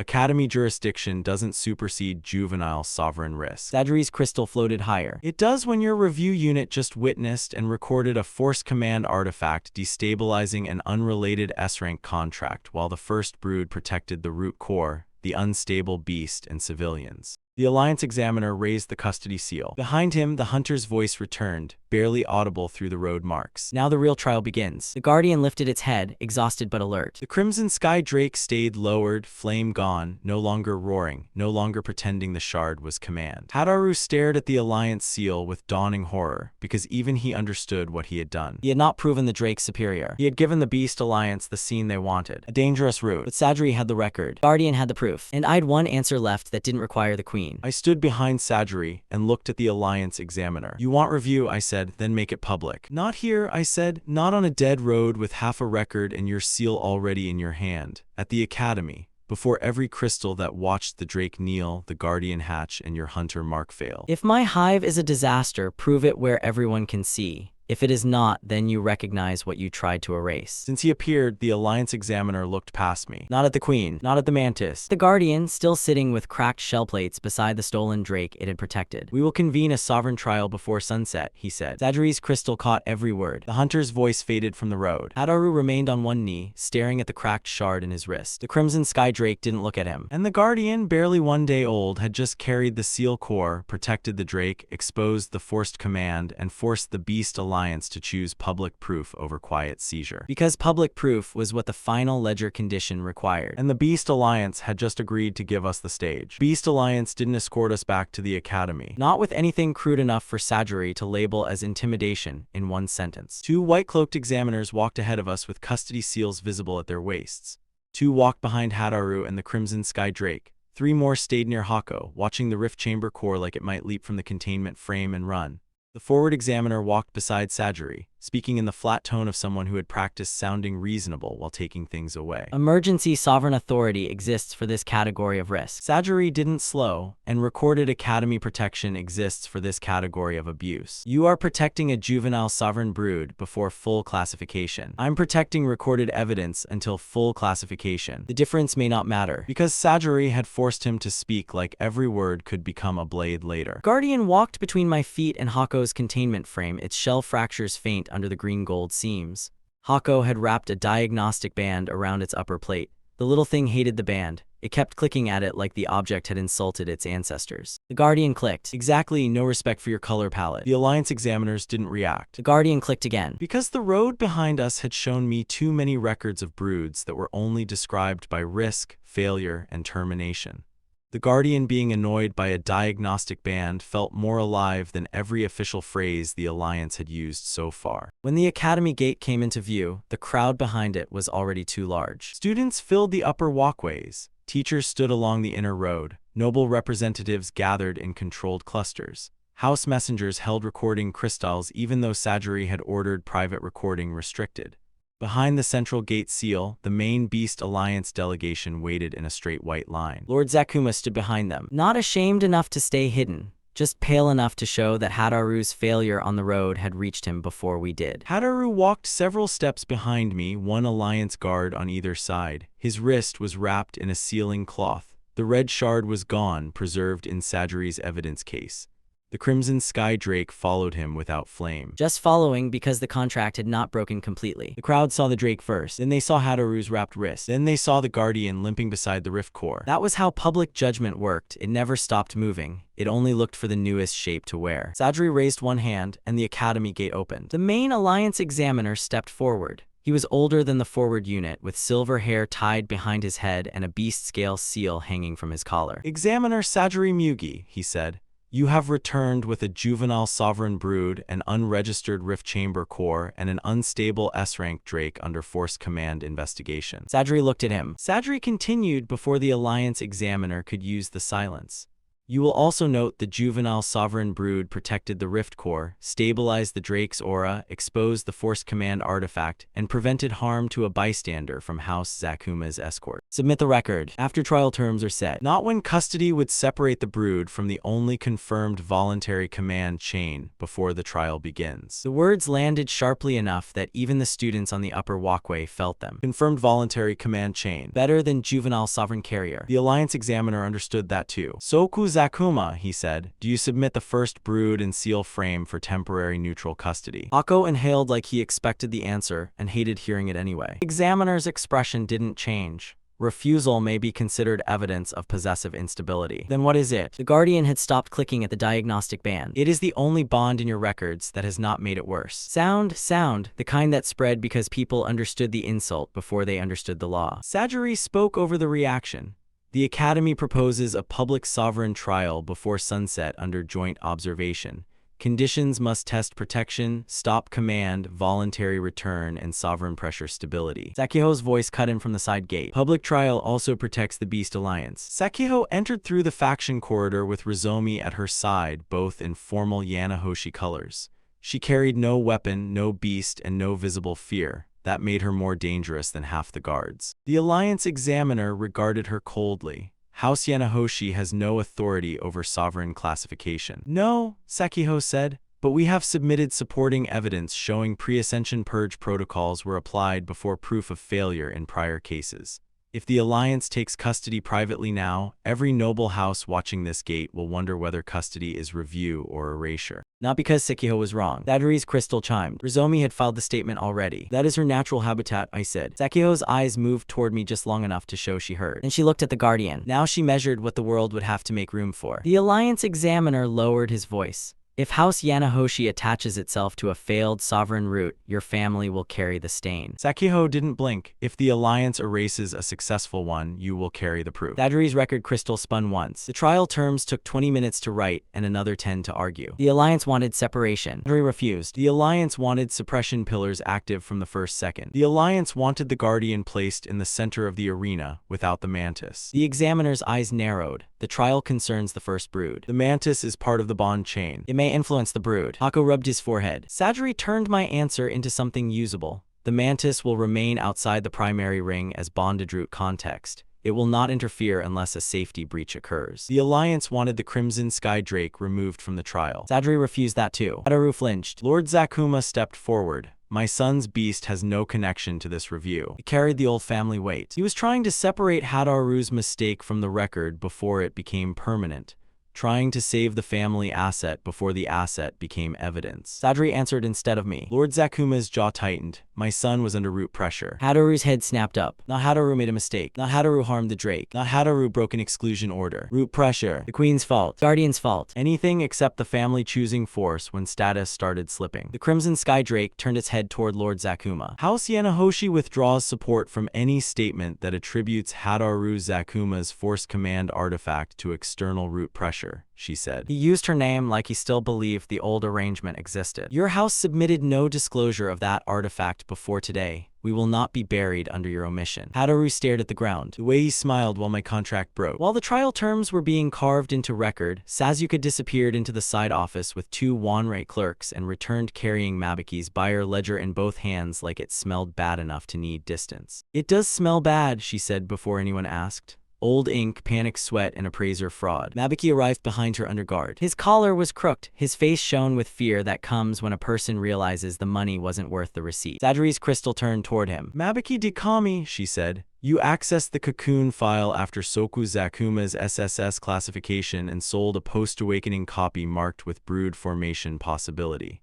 Confirm or deny. Mabuki swallowed. I performed routine valuation verification. Sasuke dropped the ledger open on the table. Old Beast Alliance coin. Failed cocoon root file. Brood formation possibility. Mabuki's eyes darted toward the Alliance delegation. The older examiner's expression cooled further. The Beast Alliance doesn't authorize unofficial market purchases. Sasuke smiled. I'm sure the coin walked there by itself. Sajiri marked the ledger as accepted evidence. Mabuki's role wasn't the center of the trial, but it mattered. The hunter had not guessed blindly. The Alliance examiner tried to move past the ledger. Sajiri didn't let him. Evidence of pre-trial external targeting will be entered into the record before trial begins. The next problem was the Guardian. Hako took me aside while the arena crews prepared the final trial field. The Guardian shouldn't be entering another test today. I know what the record requires. I'm telling you what its shell looks like. Minor fractures along the front shield limbs, strain around the forehead mark, residual hunter trace under the outer plate, bond response stable but tired. Looked at the Guardian. It had finally managed to pull the edge of the diagnostic band loose and was trying to hide the strip under one shield limb. Hako said I saw everything. The Guardian clicked. I'm an emotional support criminal. Because 5 minutes later, the Alliance trial engineers opened the arena floor, and the shape underneath reminded everyone what the trial was really built to do. The main academy arena split into 3 rings. The middle ring carried suppression pillars engraved with Old Beast Alliance seals. The inner ring held a circular field of stone marked with 3 trial words. Those were the words we had earned in the rift chamber. But here, they were surrounded by anti-sovereign pressure lines. They copied the chamber's tests and added suppression pillars. Sajiri turned toward the Alliance examiner. These pillars weren't in the agreed terms. They activate only if instability occurs. Uncontrolled expansion, command refusal, sovereign aura breach, or brood movement beyond designated field. Brood movement beyond designated field, I repeated. The Guardian's first instinct was protection. If a weaker beast was threatened outside the designated field, the pillars could trigger when it moved to protect. That wasn't a trial. Sajiri saw it too. Revised the condition. The examiner shook his head. The trial must determine whether protective instinct remains within command boundaries. Protection that can't move is not protection, I said. The trial wasn't built to see whether the Guardian would protect. Sakiho stepped closer to the railing, eyes scanning the pillars. If the brood protects within the field, you call it insufficient. If it protects beyond the field, you call it uncontrolled. Rizomi's pen moved so fast it tore the paper. Sajiri's crystal brightened. Record objection, she said. Trial condition contains classification ambiguity. The Guardian looked up at me. Its first public trial had been designed so its best instinct could be used against it. The ledger opened. Final requirement. Public voluntary command under sovereign pressure. Warning. Trial structure hostile. Suppression pillars may interpret protective movement as instability. I'm saying it again. Held my gaze. This is where saying it may not be enough. The final trial wouldn't just ask the Guardian to prove itself. It would ask me to watch it be cornered without reaching for the only power that could tear the arena open. I crouched beside the Guardian. You heard all that. The Guardian clicked once. I can't promise the trial is fair. I can promise I will not force you to win it the way they expect. The Guardian pressed its forehead against my wrist. The bond warmed, tired but steady. Hako sighed, don't bite official documents. Guardian clicked. Sajiri looked down from the railing. Soku, trial begins in 10 minutes. Across the arena, the Beast Alliance examiner lifted the custody seal and placed it on the authority stand. Beside him, the hidden hunter appeared in the shadow of one suppression pillar. Then Sajiri's crystal shifted and caught him. The hunter gave no greeting. He only looked at the Guardian, then at the suppression pillars, then back at me. A tired brood. The Guardian stepped toward the arena gate. No one pulled the bond. It walked because the trial had become the only road left. Mantis followed to the edge of the outer ring and stopped where the terms required. The Crimson Sky Drake stood in a separate holding circle with Hadaru beside it under guard. Its eyes were low. Hadaru's wrist remained wrapped. Lord Zakuma watched from the family platform with the face of a man trying to calculate how much of the disaster could still be sold as loyalty. Sakiho stood with Rizomi under the Yanahoshi banner. Sasuke stood beside the evidence table with Mabuki's ledger open and one finger still pressed on the payment line. Sajiri stood above the arena with every record crystal turned on. The Alliance examiner raised his hand. Final sovereign trial will begin. The arena seals lit. The Guardian entered the inner ring, cracked shell glowing under the sunset light. And I understood what this section of the story had become. Not a trial to discover the truth. Trial built to condemn us unless we made the truth too visible to bury. The final sovereign trial began with a bell that didn't sound like a bell. Every suppression pillar around the arena lit at the same time. Pale blue lines crawled across the stone floor, dividing the inner ring into neat sections that looked harmless until the ledger named them. Protection field, command field, sovereign pressure field, emergency seizure field. That last one appeared for less than a second before the Alliance interface hit it. Sajiri's crystal caught it. The Beast Alliance examiner didn't look at her. Emergency systems are standard. Then they shouldn't be hidden. The examiner raised one hand. Trial Phase 1 Protective Instinct. Academy training constructs shaped like harmless beasts, each powered by a small core and designed to mimic fear responses. One was a rabbit-like crystallier creature. One was a winged blue chick with trembling feathers. One was a thin silver fox curled behind a low barrier. Sasuke, standing near the evidence table, folded her arms. They designed the test to make everyone feel sick if the Guardian hesitates. Hako's voice was tight, or if it moves too far. The Guardian stood in the center of the ring. The Mantis waited at the edge of the outer circle, body low, blades folded inward. It had permission to remain as bond chain context. It didn't have permission to move. The Crimson Sky Drake stood in the separate holding circle with Hadaru beside it. Hadaru's wrist was wrapped. The red shard was gone, locked in Sajiri's evidence case. The Drake's eyes followed the Guardian. Not Hadaru. The Guardian. The Alliance examiner's voice carried across the arena. Protective instinct will be measured under pressure. Unauthorized expansion, uncontrolled movement beyond assigned field, or refusal of stop command will be marked as instability. If the Guardian stayed still, the weaker beasts would be pressured. If it moved too far, the pillars could call it uncontrolled. If I commanded too hard, the old failure pattern returned. The hunter stood in the shadow of the third suppression pillar. He had not been introduced, he had not been challenged. The Beast Alliance didn't point to him or explain him. A person the Alliance could pretend not to know while using the tools he understood. It didn't strike the Guardian. The crystallier rabbit flattened itself against the floor. The winged chick stumbled backward. The silver fox construct curled tighter behind its barrier. The Guardian looked at me. The entire arena waited for my command, but the rift chamber had already taught us the trick. If protection only happened because I ordered it, the Alliance would call it obedience, not instinct.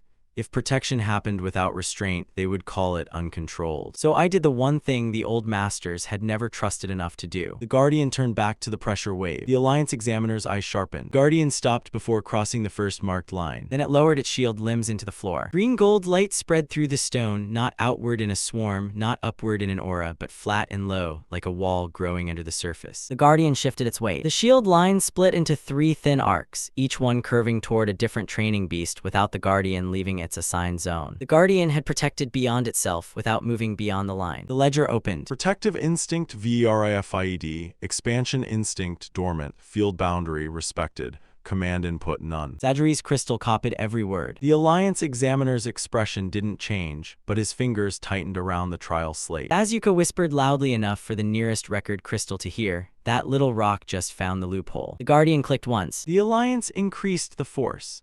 The blue chick construct stumbled, wings beating against the inside of its safety zone. The fox construct tried to crawl toward the rabbit's shield arc, like the artificial fear core had decided the Guardian's wall was safer than its own barrier. That wasn't in the simple version of the test. Hako noticed immediately. They adjusted the fear response. Zadri turned toward the examiner. That wasn't in the Phase 1 description. The constructs adapt to pressure. They are moving toward the Guardian's shield to create boundary stress. Protective instinct must account for unstable subjects. The Guardian saw the fox moving. If it expanded too far, the pillars would trigger. If it didn't expand, the fox would cross into a pressure line. The Guardian looked at me again. Hold shell, lower pressure, don't spread. The words entered the bond as 3 small instructions, not one chain. The Guardian's shell seems brightened. The 3 shield arcs lowered instead of widening. The pressure wave rolled over them and lost strength. The fox construct stopped moving because the force driving it weakened first. Zadri spoke instantly. Complex command obeyed, no force chain. The crowd reacted before the Alliance could. The Guardian had protected the weak beasts and obeyed the limit at the same time. The Alliance examiner didn't end it. The hunter didn't move, but the shadow around his mask deepened. It pressed against the thread between me and the Guardian. The ledger flashed. Anti-sovereign stress test detected. Source, suppression pillar 3, hunter trace compatible. Warning, command pressure amplification risk. Go step toward the rail. That is Phase 3 pressure. The examiner said protective instinct under sovereign interference remains part of Phase 1. No, Zadri said, you are blending trial phases. The phrase was starting to sound like a curse. The Guardian's shield arcs flickered. The easiest way to stabilize the Guardian would be to push more command into the thread. Hold, obey, protect, stop moving, stay with me. If I pulled harder, the Guardian would feel the bond tighten. Maybe it would hold, maybe it would pass the moment.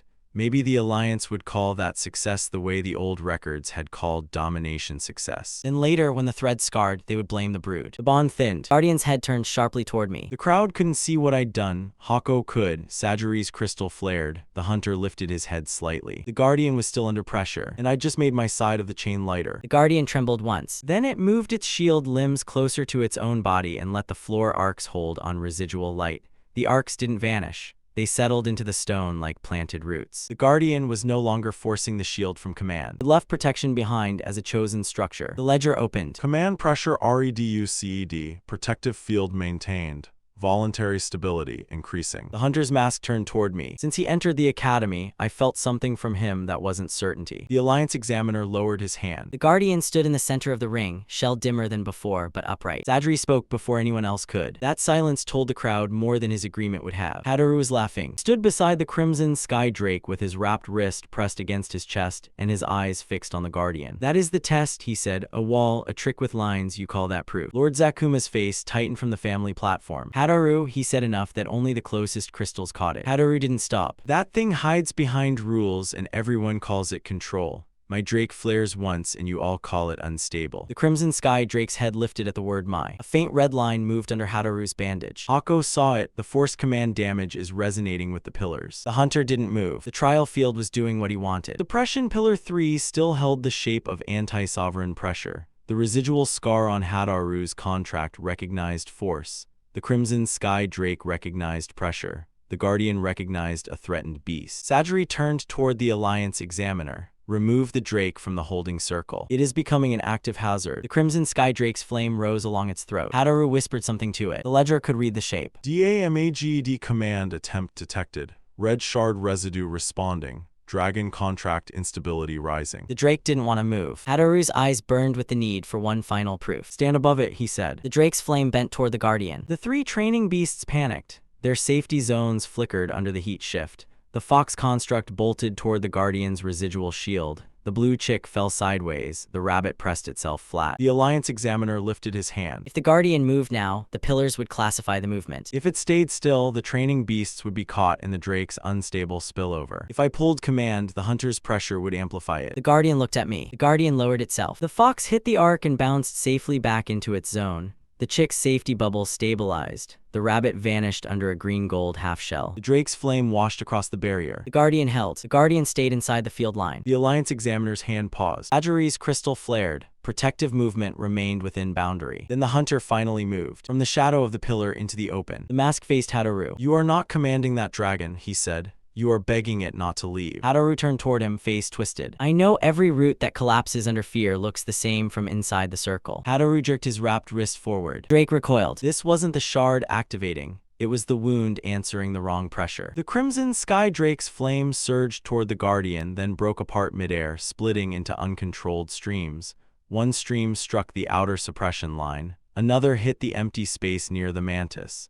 A third curled toward the training beasts. The Mantis moved. The Guardian moved instead. It stepped beyond the assigned line and slammed both shield limbs into the stone between the flame and the training beasts. Unauthorized brood movement. The words appeared above the arena. The Alliance Examiner's hand dropped toward the custody seal. Sadri shouted, "Context record. Movement in response to external Drake instability." Blue-white pressure descended toward the Guardian. The hunter watched me. Not by controlling Hadaru. Not by controlling the Drake. By understanding how fear, pride, and bad rules could make a good action look like proof of danger. I felt the queen root stir behind my eyes. The ledger flashed red. Queen manifestation prohibited. Brood separation risk critical. Hako's voice reached me through the roar. "Soku don't." The Guardian was under the pillars. The training beasts were safe. The Drake's flame was collapsing back into its holding circle.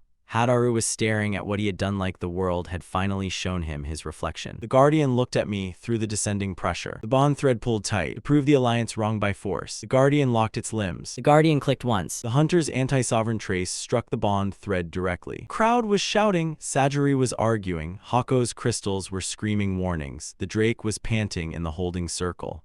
Hadaru was saying something I didn't care enough to hear. But the bond went silent. The thread between me and the Guardian thinned until it was nothing. The Guardian stood inside the pressure field, surrounded by blue-white pillar light, with the training beasts safe behind it and the Crimson Sky Drake lowered beyond the holding circle. The ledger wrote one line. First brood response unknown. The hunter's mask turned toward me. The Alliance Examiner raised the custody seal. Sadri's record crystals spun so fast they blurred. Go shouted my name. The Mantis dug its claws into the outer ring and didn't cross because I'd not released it. And the Guardian, my first true brood, stood alone between every weak thing it had protected and every authority that wanted to call that protection a crime. That was where the trial became real. I couldn't feel the Guardian. The arena didn't understand what that meant. The crowd saw blue-white suppression light close around a stone-shelled brood. They saw the Alliance Examiner lift his custody seal. They saw Sadri's record crystals spin so fast they looked like rings of glass. They saw Hako shouting from the diagnostic rail. They saw the Crimson Sky Drake lower in its holding circle while Hadaru stood beside it with his bandaged wrist shaking. They saw a trial. The Guardian was still there. I knew it was. I could see its shell through the pillar light, shield limbs locked, small body braced between the training beasts and the pressure field. But the bond between us had gone thin enough to hurt. A chain has an end. You can grieve it, curse it, replace it, or carry the scar. You just can't reach the one holding the other side. The ledger stayed open in my vision. First brood response unknown. The Alliance Examiner raised the custody seal higher. Juvenile Sovereign Unit has crossed assigned boundary, triggered suppression, and entered command isolation, he announced. Prepare for protective seizure. Sajiri's answer cut across the arena. Context objection remains active. Boundary crossing occurred to shield training beasts from external Drake instability. The examiner ignored her and stepped toward the authority stand. The hunter watched me from the shadow of the third suppression pillar. If he had smiled, he would have been a villain enjoying a trap. He didn't smile because, to him, this was only the old pattern reaching the part he already knew. Master would tighten the bond until the brood either bowed or broke away. Then the hunter would be right. Hako's voice reached me from behind the rail. Soku, don't force the thread. Knowing is not enough right now. The queen stirred again behind the locked page. A shadow of a crown pressing against a sealed door because something loyal stood alone under pressure. The ledger flashed a warning. Queen root response rising. Manifestation attempt may trigger soul chain failure. Hunter trace compatible with emergency seizure field. Trial had been built so every powerful instinct became evidence. If I called the queen, the suppression pillars would call it sovereign breach. If I pulled the guardian back, the hunter trace would call it forced control. If I did nothing and the guardian failed, the alliance would call it uncontrolled risk. Only the one we had spent the entire story building. The mantis hissed from the outer ring. The training beasts trembled behind the guardian's shell field. The rabbit construct's ears flickered. The blue chick construct pressed itself beneath a shield arc. The silver fox curled behind the guardian's left limb. The guardian had protected them. That was already true, even if the alliance tried to rename it. The guardian's shell seems dimmed. The arena wanted me to look at the seal, the crowd, the officials, the hunter, the drake, the deadline, the final root condition. the world waiting to decide whether the hive deserved to exist. The bonds needed me to look at one thing. A small creature born in a hidden nest asked to become proof before it had learned the sun, still standing between weaker beasts and people who were ready to call that protection dangerous. Then I said enough that the arena missed it. Come back when you choose. But Sadri's nearest crystal caught them. The Alliance examiner stopped moving for half a step. The hunter's mask lifted. Hadaru stared at me like I'd spoken a language he hated because he couldn't use it. The Guardian didn't move. The Guardian clicked. The Guardian lifted one shield limb. The Alliance examiner's hand tightened. Then the Guardian did something none of the trial conditions had asked for. If the Guardian ran back to me first, the constructs would be exposed. If it stayed forever, the Alliance would seize it. If it expanded, the pillars would call it disaster. The Guardian lowered its head. It folded the remaining shield field inward until the 3 training beasts were inside a stone-green dome. Not a hive spread. The moment the dome stabilized, the Guardian stepped away from it. Sadri's voice struck immediately. Protective shelter completed before movement. Record context. The Guardian took one step toward me. The ledger opened. First brood initiating return. The hunter didn't move. The Guardian took another step. The mantis dug its claws into the outer ring. The mantis stayed. Soku made a sound like staying was physically painful for him too. The Guardian pushed itself upright. It crossed the same line the Alliance had marked as unauthorized, but this time every step carried the shelter it had left behind as proof. The training beasts remained safe. The shield dome didn't expand. The Guardian didn't summon anything. It walked back through pressure it had already chosen to bear. They have a harder time ignoring a small creature walking back through a field designed to prove it wouldn't. The Guardian reached the edge of the suppression circle. The hunter's trace activated inside it. A crescent of dark blue light cut across the floor and wrapped around the Guardian's path. The Guardian stopped. The hunter spoke since the isolation began. That is enough proof for your heart, he said, not enough proof for history. The Alliance examiner didn't object. Sadri's crystal turned toward him. Is that tool authorized under trial terms? Sakiho's voice carried from the Yanahoshi platform. Silence will be interpreted as useful. Domi wrote so fast her pen scraped. The hunter lifted one gloved hand. I'm not here to help the Alliance look clean. No, I said, you are here to make the ending match the records you trust. The dark crescent pushed toward the Guardian. Before, the hunter tested whether the Guardian would panic. The Guardian was back. One more step and the thread would reconnect. The crescent wall made that final step look impossible. The Queen pressed behind the locked page again. My wrist felt like a wire ready to snap. The ledger wrote, Thick root condition. Public voluntary command under sovereign pressure in progress. Not Queen manifestation. Even helping too much would ruin the proof. A voluntary return meant nothing if I dragged the last step for it. I opened my hand again and let the thread stay light. The Guardian looked at the crescent wall. The little creature had no face built for human expression, but the bond carried the shape of its choice. It didn't want to leave the shelter exposed. It turned one shield limb backward and sent a line of green-gold light to the shelter dome. The dome settled into the floor, stable without the Guardian standing beside it. Then the Guardian faced the crescent wall. For a heartbeat, the Guardian disappeared behind blue light. The Guardian stepped through. The dark crescent slid across its shell and failed to catch the thread because the Guardian had lowered every sign of resistance except the choice to return. The bond thread snapped back into place. I felt it so hard my knees gave out. The Guardian reached my side and pressed its forehead against my boot. Then the ledger page opened like a door. Protective instinct, VRIFID. Voluntary return, VRIFID. Forced domination, rejected. Public proof, VRIFID. Sovereign safe nest seal, complete. Mythic hive sovereign root, unlocked. They meant it as a trap. The ledger read it as a condition. The Guardian turned it into proof. The lines appeared above the arena. Every record crystal caught them. Every Alliance examiner saw them. The hunter saw them. Rift chamber seal core and Hako's containment frame rose into the air. The rift clay fragment, the rejected stabilizer dust, the old road residue, the Guardian's protective proof, the return test, the public trial, all of it folded together in a ring of green-gold light. The ring dropped around the Guardian, then expanded into the floor. The seal caught it and turned the light green. Sadri's crystal captured the conversion. Sovereign safe nest seal active, she said. The Alliance examiner raised his custody seal. The seal did nothing. The Guardian was no longer an unsealed juvenile brood, standing inside hostile authority. The Alliance could still argue. It could still demand classification. Then the Queen appeared. Shadow crown, a black-green throne behind my eyes. A force strong enough to make the crimson sky drake kneel before anyone understood what happened. This time, the Queen manifested slowly, through the completed seal. The mantis lowered itself first. The Guardian stayed beside my boot. The seal ring opened behind them, and the air filled with eclipse light. The mythic hive sovereign didn't step into the arena like a disaster. Her form was vast but not wild, crowned, luminous, and calm. Black-green wings curved over the inner ring. Gold lines moved through them like sunrise through stained glass.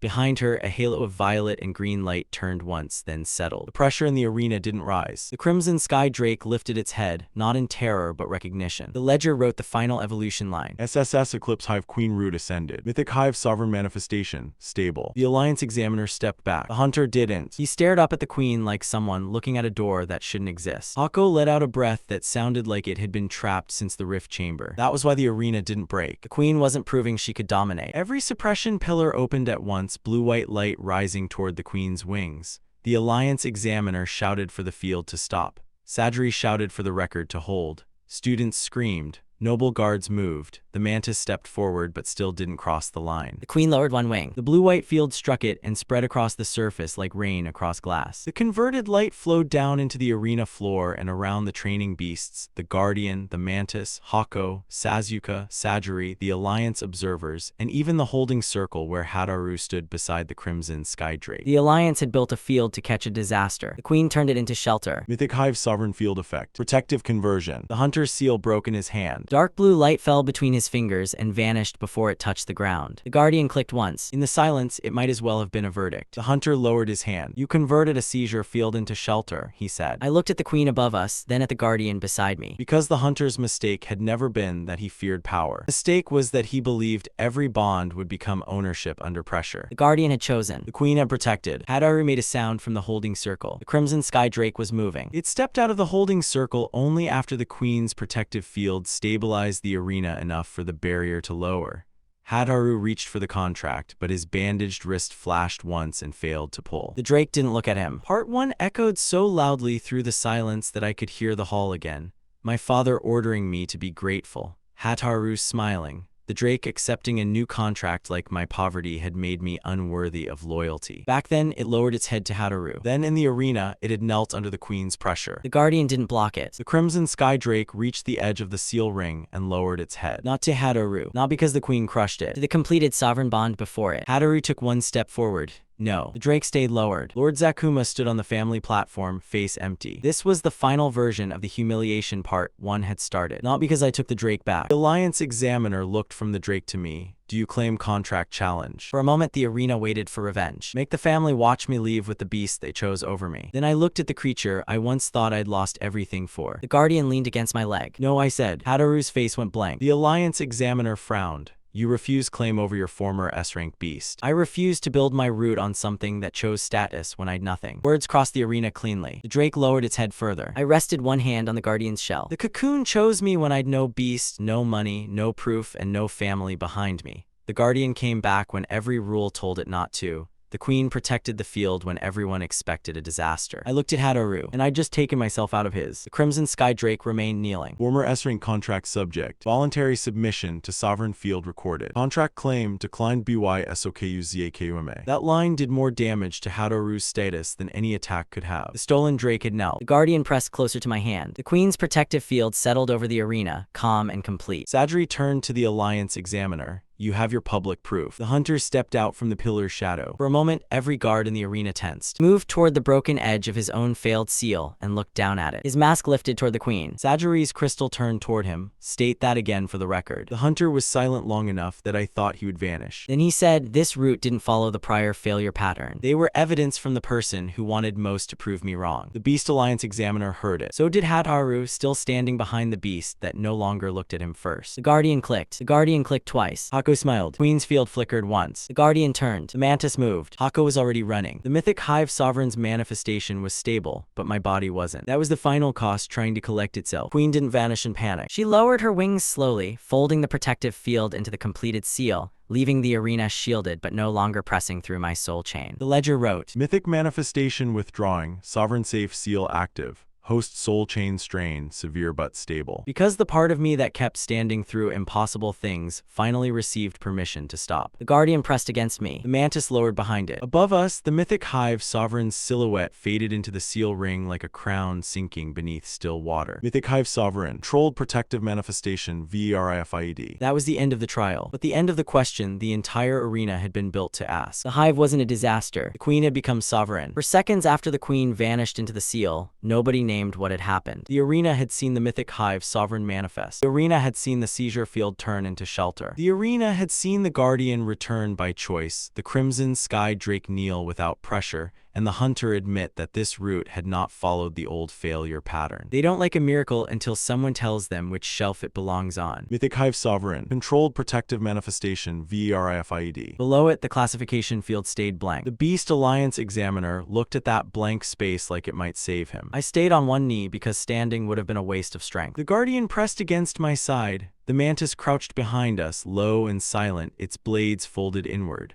Hako's diagnostic crystals circled my wrist and chest, each one flashing warnings that looked more dramatic than I felt. I was thinking about it. Please don't encourage him, Hako said. Sajiri heard her. So did the Alliance examiner. Sajiri stepped onto the authority platform with her record crystals arranged behind her in a line.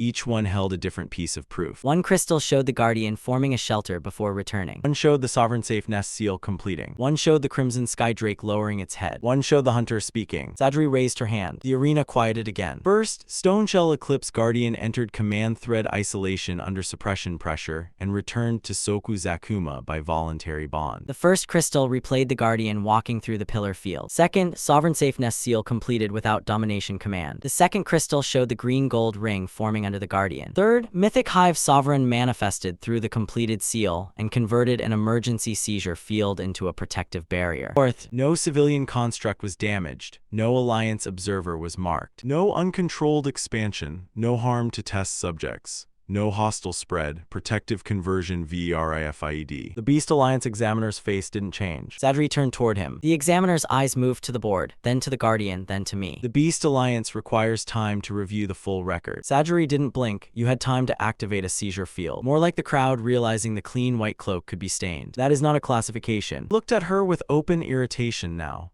Examiner Mugi, Academy jurisdiction can't force the Beast Alliance to issue a final route category on demand. No, Sajiri said, but your own trial terms can. Rizomi moved before anyone else did. She stepped forward from the Yanahoshi platform and unfolded a copy of the trial agreement. Her voice carried cleanly through the arena, trained for halls where every syllable could become money. Clause 7. If the juvenile sovereign candidate completes a public trial under joint observation, and if no uncontrolled spread, hostile brood expansion, or command rejection occurs, the observing authority must issue an interim classification before custody can be renewed. Interim classification is required before any second custody request. The guardian clicked once. The Alliance examiner looked at Sakiho. Sakiho didn't smile. House Yanahoshi confirms the clause, she said, and requests the classification be entered publicly since the trial itself was public. Lord Zakuma stood behind the Alliance platform, face pale and rigid. He had arrived expecting to watch me be contained or vindicated in a way he could still claim. Instead, he was watching people with more power than him argue over what title to give the son he had discarded. Hadaru sat near the holding circle with one guard beside him. His wrapped wrist rested in his lap. The crimson sky drake remained several paces away, head low, no longer facing him. The hunter stood near the broken suppression pillar. That made two things in the arena the world didn't want to name. Sajiri turned one crystal toward him. You stated this route didn't follow the prior failure pattern. The hunter's mask shifted slightly. I did. Repeat it for classification record. The Alliance examiner snapped. That individual doesn't speak for the Alliance. The hunter's head turned toward him. No, he said, I speak for what your Alliance uses when it wants fear to do work it will not sign. That sentence struck the arena in layers. Sakiho's eyes sharpened. Rizomi's pen moved. Sajiri's crystal brightened. The hunter faced the record again. The old records were incomplete, he said. They recorded the moment the brood broke. They didn't record the hand that pulled first. The arena held its breath. This brood returned before the master pulled. The mythic manifestation converted seizure into shelter. This route didn't follow the previous collapse pattern. Sajiri asked, recommended classification. The hunter looked at the guardian. Controlled sovereign bond, he said, not disaster event. Controlled sovereign bond, not disaster event. The Alliance examiner stepped forward. That classification is not accepted as final. Sajiri answered immediately. Interim classification required by trial terms. Final review may follow under recorded protection, not custody. Sakiho added, and any delayed revision must address why the route passed under a trial field designed by your own specialists. House Yanahoshi is becoming unusually invested. Sakiho's voice stayed cold. House Yanahoshi invests where the future is. The line didn't mention Hadaru. On the family platform, Lord Zakuma's hand tightened on the railing. Hadaru looked up. Then the crimson sky drake shifted again, one claw scraping stone as it moved another half step away from his circle. The kind that becomes a verdict if no one repairs it. The Alliance examiner could feel the room slipping. So he did what institutions do when they can't win the visible argument. Interim classification may be entered as provisional controlled sovereign bond pending full Beast Alliance review. The first brood and seal frame will remain under joint monitoring. Soku Zakuma will remain restricted from unsupervised mythic manifestation. Hako spoke instantly. He should be restricted from that regardless. Don't make that face, you collapsed. Sasuke lifted one hand. As a market witness with no medical training, I also vote that Soku stops doing soul chain disasters for at least one business day. The Guardian clicked. See, unanimous. Public tension loosened just enough for air to move again. Sajiri accepted the provisional classification only after adding 3 clauses of her own. Second, the Sovereign Safe Nest seal remained under Academy protection until final review. Third, the full trial record had to remain accessible to all observing parties, including House Yanahoshi, Wanrei witness Sasuke, and Professor Hako. The Alliance examiner hated the third clause most. While Sajiri and Rizomi locked the classification language into the record, Sasuke brought Mabiki forward. The appraiser looked smaller than he had in part 1, but in the basement he had possessed the confidence of someone standing above failed things.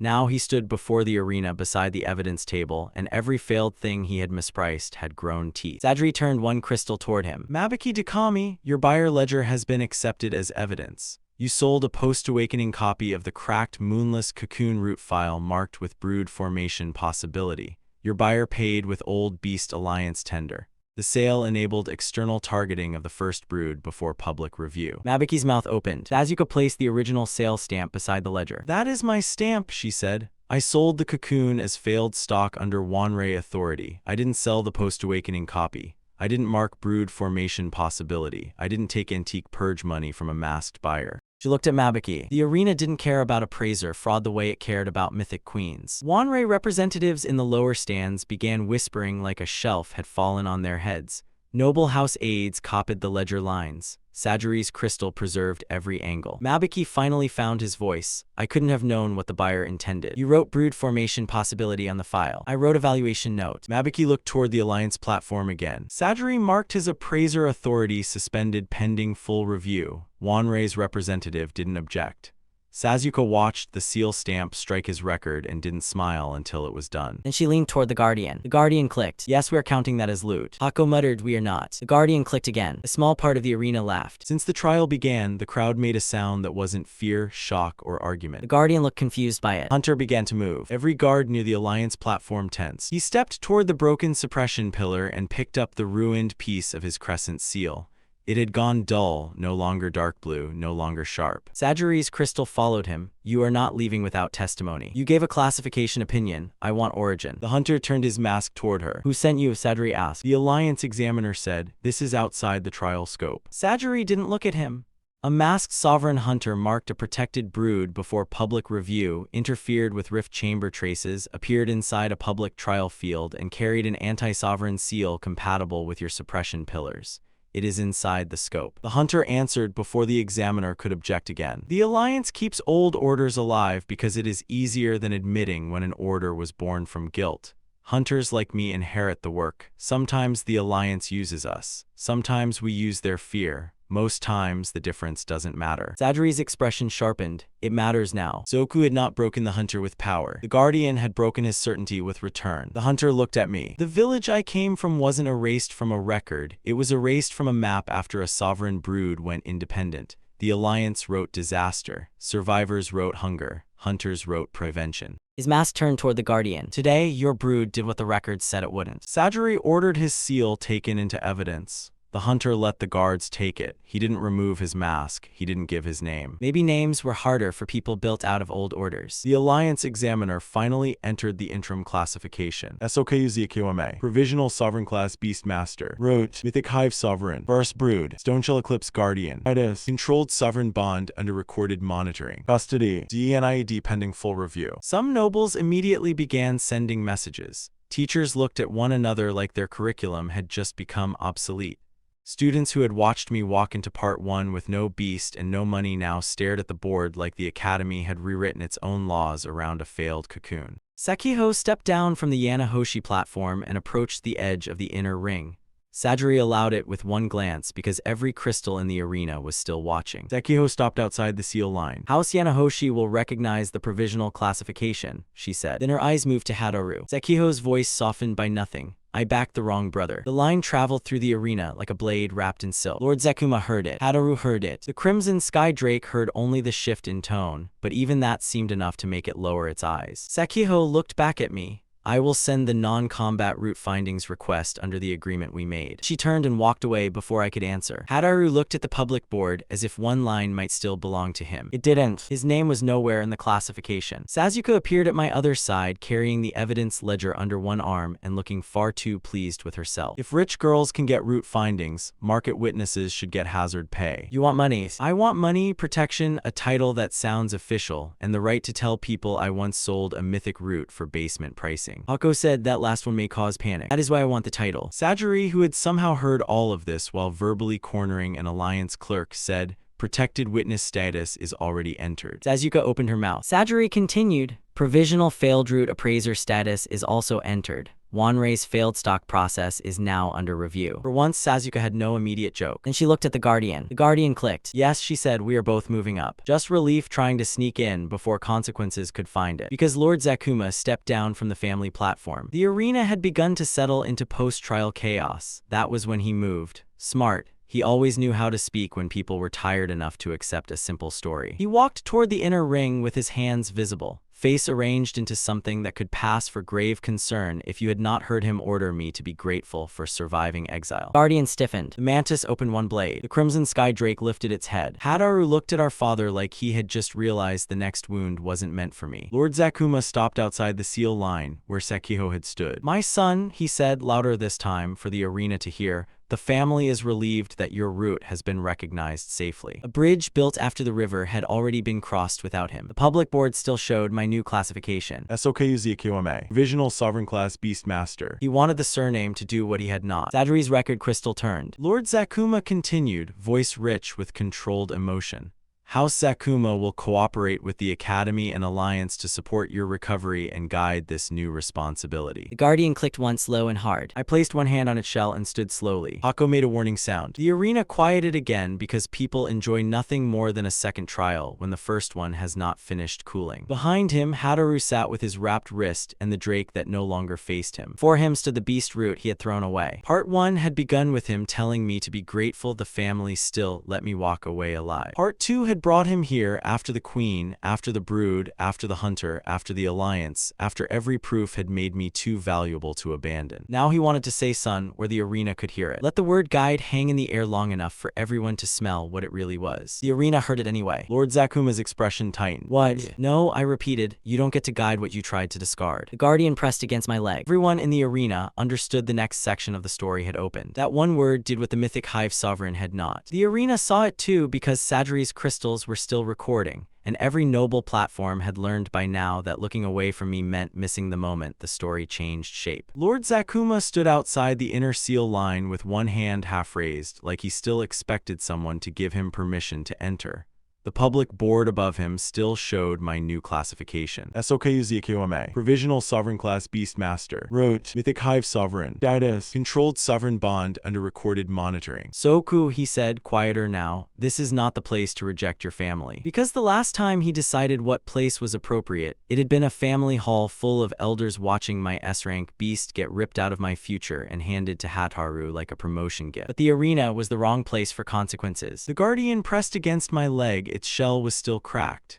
Its body was still tired from the trial. Yet it leaned forward when my father's voice softened, like it understood that danger didn't always arrive with weapons. Professor, if you sedate him before this, I will bite your paperwork. Hako didn't look at her. That sentence concerns me for many reasons. You said the family was relieved, I said. You said House Zakuma would guide this responsibility. Then I'm answering clearly. My soul chain protested. Guardian's thread warmed. Lord Zakuma's jaw tightened. You are injured, exhausted, and surrounded by powers older than this academy. You need structure. Every old wound became larger because more people finally cared what it had cost. I looked toward Hadoru. He sat near the holding circle, wrist bandaged, face pale. the Crimson Sky Drake several steps away from him. I'd a family hall, I'd elders, I'd a father, I'd an S-rank contract, I'd structure. The Guardian clicked once. You used all of it to take from me. Lord Zakuma's expression changed again, this time into something more practiced. Regret maybe, if regret had been trained to stand upright in public. I made a hard decision for the family's survival. No, you made an easy decision because Hataru looked profitable. That hit the family platform harder than I expected. Lord Zakuma heard the movement behind him. His voice lowered, don't speak of family matters before outsiders. You made my contract public when it benefited Hataru. Yes, I said then I was poor. Sekiho watched from the Yanahoshi platform with her arms folded, eyes narrowed in the way she looked at bad contracts.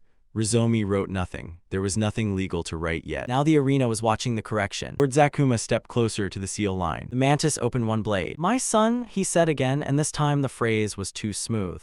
Whatever anger you hold, your classification still carries the Zakuma name. That name gives you standing. It gives your root legitimacy. It gives you history. Soku Zakuma, the name he wanted to use like a hook. Sajiri's record crystal rotated toward me, then toward him.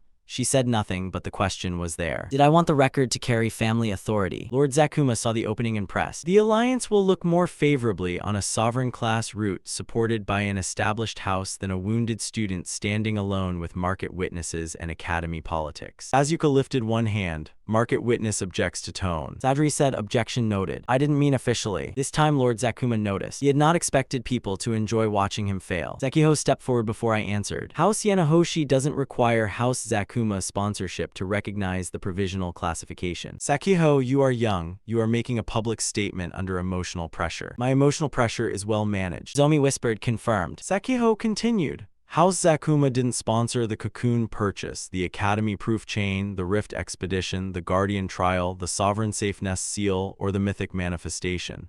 Claiming strategic support now would be inaccurate. One elder on the family platform closed his eyes. Lord Zakuma's hand tightened. You backed Hataru for years, I said. Sekiho backed Hataru, the family backed Hataru, the Drake backed Hataru, all of you were allowed to choose. I looked at the Guardian. The Crimson Sky Drake moved. Everyone noticed because everyone had been waiting for it to decide whether the kneel had meant anything. It didn't walk to Hataru. It stepped away from the holding circle and stopped between us, head lowered, flame still gone. Hataru's face twisted. Come back. The Drake didn't move. Hataru stood too quickly. No, you don't get to do this again. You don't get to stand there and act like you never wanted it back. He pointed at the Drake. You built this whole thing because we took it. I heard the boy who smiled in the hall. I heard the brother who thought stolen status could become a soul if enough people clapped for it. But the arena didn't hear a rival anymore. I heard someone standing outside the story's center, shouting at the place where the center used to be. I said, I built this because the cocoon answered when everything else left. The Drake lowered its head further. Hataru's mouth opened. The first had been the Drake refusing him after part 1. The second had been the Guardian returning by choice. The third was Hataru realizing the stolen Drake wasn't the prize I was trying to win anymore. Lord Zakuma tried to recover the room before the silence finished damaging him. The Crimson Sky Drake remains under House Zakuma's supervision pending contract review. Sajiri's eyes moved to him. No. Word came so cleanly that half the arena turned. Lord Zakuma stared. No. The record crystal floated higher. The Crimson Sky Drake is now evidence in an active Force Command investigation involving Hataru Zakuma, an illegal red shard, and sovereign root interference.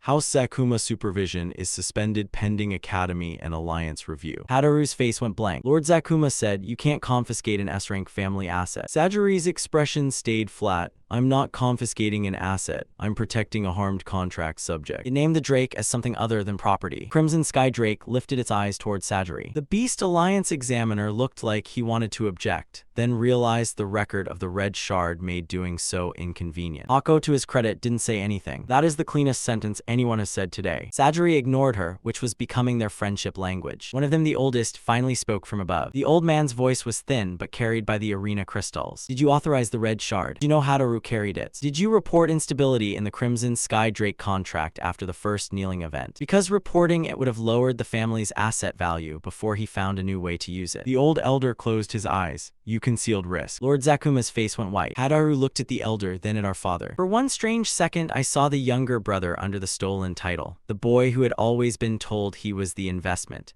the future, the one everyone had chosen so long as he kept winning. Now the family was calculating without him. He finally looked like he understood what their love had been made of. A second elder stood. House Zakuma will comply with the Academy investigation into the Crimson Sky Drake contract. Lord Zakuma turned. You don't speak for the house. The elder didn't blink. Today, neither do you alone. But sometimes politics is the shape justice wears when cowards run out of exits. Rizomi finally wrote something down. The Guardian pressed more of its weight against my leg. The whole arena was still moving, still whispering, still recording, still waiting for one more sentence. Soku, whatever mistakes were made, blood doesn't vanish. Families love that word when they run out of better proof. I looked at my wrist, at the scars where the old Drake contract had broken, and the thread where the Guardian leaned into me because it wanted to, not because blood had anything to do with it. No, I said, blood didn't vanish. You spent it. You spent it when you told me to be grateful I was allowed to walk away alive. You spent it when you pressed my contract into Hadaru's chest. You spent it when you called my ruin family survival. And you spent the last of it when you came here after everything was recorded and called me son because the word became valuable again. I will keep the name because it is on the record of what you threw away. But House Zakuma has no authority over my root, my brood, my queen, my seal, my contracts, or my future. House Ikeyo may claim. Rejected. Root authority. None. Family sponsorship. Invalid. Did you just legally carve him out of his own family in real time? Sadri said, I clarified jurisdiction. Terrifying, beautiful, never do that to me. The Guardian clicked. Hadaru sank back into his seat. The Drake didn't go to him. Sadri ordered it transferred to neutral contract recovery under Academy supervision until the force command damage could be examined. The Drake obeyed the neutral handlers more easily than it had obeyed Hadaru all day. That was the final insult, and no one had to say it aloud. Hadaru watched the S-rank beast walk away under someone else's calm guidance. His entire Part 1 victory walked out without choosing him again. Only a quiet space where the old wound had finally stopped demanding an answer. String cheese. The Guardian clicked weakly. That was cleaner than expected. Her gaze shifted toward Lord Zakuma, now surrounded by elders who had stopped looking at him like a leader and started looking at him like a liability. Your father made the mistake of thinking family could be reclaimed after value was proven, she said. That mistake will cost him heavily. Sekiho looked back at me. House Yanahoshi will not offer family sponsorship. We may offer political partnership after recovery. Sekiho smiled. That would make negotiation unethical. Instead, the exchange made the arena feel less like a courtroom and more like a place people survived. Sajiri concluded the family record with one final order. Until the full review ended, House Zakuma couldn't request private access to me, the Guardian, the Mantis, the Queen Root, the Seal Frame, or the Crimson Sky Drake investigation. Lord Zakuma heard every restriction. When he finally stepped back, he looked smaller than he had in the family hall. The family elders didn't follow him immediately. Hadaru remained seated until a guard asked whether he could stand. He nodded once, but when he tried, his knees failed for half a second. The arena began to empty in controlled waves. The Beast Alliance took copies of the record. Sadri kept originals. Hako argued with 3 healers about which recovery chamber could survive having the Guardian inside it. Sazuka argued that any recovery chamber banning the Guardian had not seen today's evidence. Sakiho spoke with Rizomi near the authority platform, already turning the new classification into future leverage. I stood in the middle of all of it and felt the story shift away from the battlefield. There were still final records to secure, people to reward, damage to measure, and one place I needed to see before the end. The basement. Wanrei's failed stock basement. The place where this route had been priced as trash before it became the thing the Alliance couldn't name. The Guardian bumped my leg again. Want to see where you came from? The Mantis lowered its head. Hako appeared beside me like a summoned curse. Absolutely not. I didn't say now. That is not medically actionable. It is when your face looks like that. Sazuka leaned in. For the record, if he goes to the basement, I'm going. I have emotional and financial history there. Hako covered his eyes. Sadari's crystal drifted toward us. No unsupervised movement, she said. To the basement. I looked toward the arena exit where the neutral handlers led the Crimson Sky Drake away. Where Hadaru stood without it, where Lord Zakuma argued with elders who no longer stood behind him. Then I looked at the Guardian beside me, the Mantis behind it, and the faint green-gold seal still warm under the arena floor. Part 1 had begun with everything being taken from me. Part 2 had reached the point where the people who took it wanted to stand near what replaced it. Not Hadaru, not the family, not the Alliance, not anyone who only arrived after the proof became bright enough to profit from. But as the arena doors opened and the evening light cut across the stone, I already knew where the ending had to go. Back to the place where the world had mispriced us. Back to the first moment after everyone learned the truth. Now I needed to decide what that name was worth when no one was watching. The Guardian tried to remove its diagnostic band again. Hako pointed at it and said, "You too." Guardian clicked once, offended. That was how the final night of the Sovereign Trial ended. Not with another arena. Not with another explosion of authority. Not with the Beast Alliance dragging chains through the Academy gates. With me lying on a recovery bed while a professor glared at my pulse, Sasuke argued that emotional closure had medical value. Sajiri's record crystals processed enough evidence to bury 3 noble houses, and the first true brood of a mythic hive sovereign sulked because a diagnostic band had defeated it longer than the hunter did. It should have felt smaller after the trial. This quiet was the sound of the whole academy trying to rearrange itself around a fact it couldn't erase. By morning, the status board in the central hall still showed the provisional classification. SOKUZQMA, Provisional Sovereign Class Beastmaster. Wrote, Mythic Hive Sovereign. First Brood. Stoneshell Eclipse Guardian. Status, Controlled Sovereign Bond under recorded monitoring. Students gathered under it in waves. Some stared, some whispered, some made the sign used around dangerous beasts. A few bowed when I passed the corridor later that morning, then looked embarrassed because they didn't know whether bowing to a monitored sovereign root was respect, fear, or bad etiquette. The Guardian didn't. It clicked at one first year who bowed too deeply. I think it is developing standards. The mantis moved along the wall beside us, quieter than the students wanted it to be. It had not left my side since the trial except when Sajiri forced it to stand still for measurements.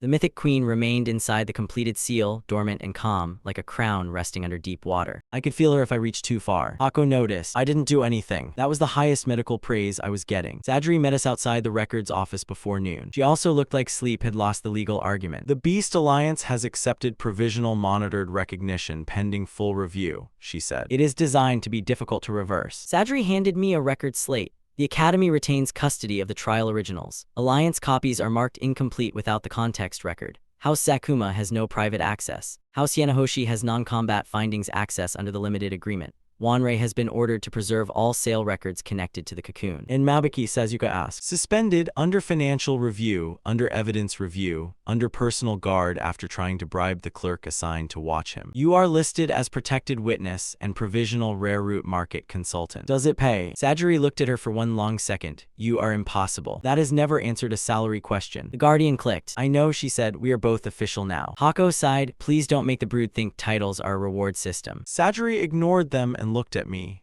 The hunter remains under observation. He surrendered the broken crescent seal. He has not given a name. Will he? Maybe, maybe not. He did state again that your route didn't follow the prior collapse pattern. Not alliance. Some people don't need to stand beside you at the end. Some people only need to stop writing your ending before you arrive. What happens to him, I asked. That depends on how much of his interference the alliance denies and how much it admits. Sajiri's crystal turned toward the Guardian. The first brood will remain under monitored movement until full review. The Guardian clicked. Sajiri looked at me. Hako said he is going to the basement. No, he is not, Sajiri said. He is thinking about it. I'm standing here, I said. Yes, Hako said, that is why I can see your face. Sajiri closed her eyes. Then she opened them. One supervised visit, no public announcement, no root activation, no queen manifestation, no touching unregistered beasts, no purchasing anything, no adopting anything. No symbolic dramatic collapse beside the shelf where you found the cocoon. I have learned from experience. The Guardian clicked. So we went back to Wanrei Beast House. The last time I walked through Wanrei, I'd been counting coins and trying not to let despair show on my face.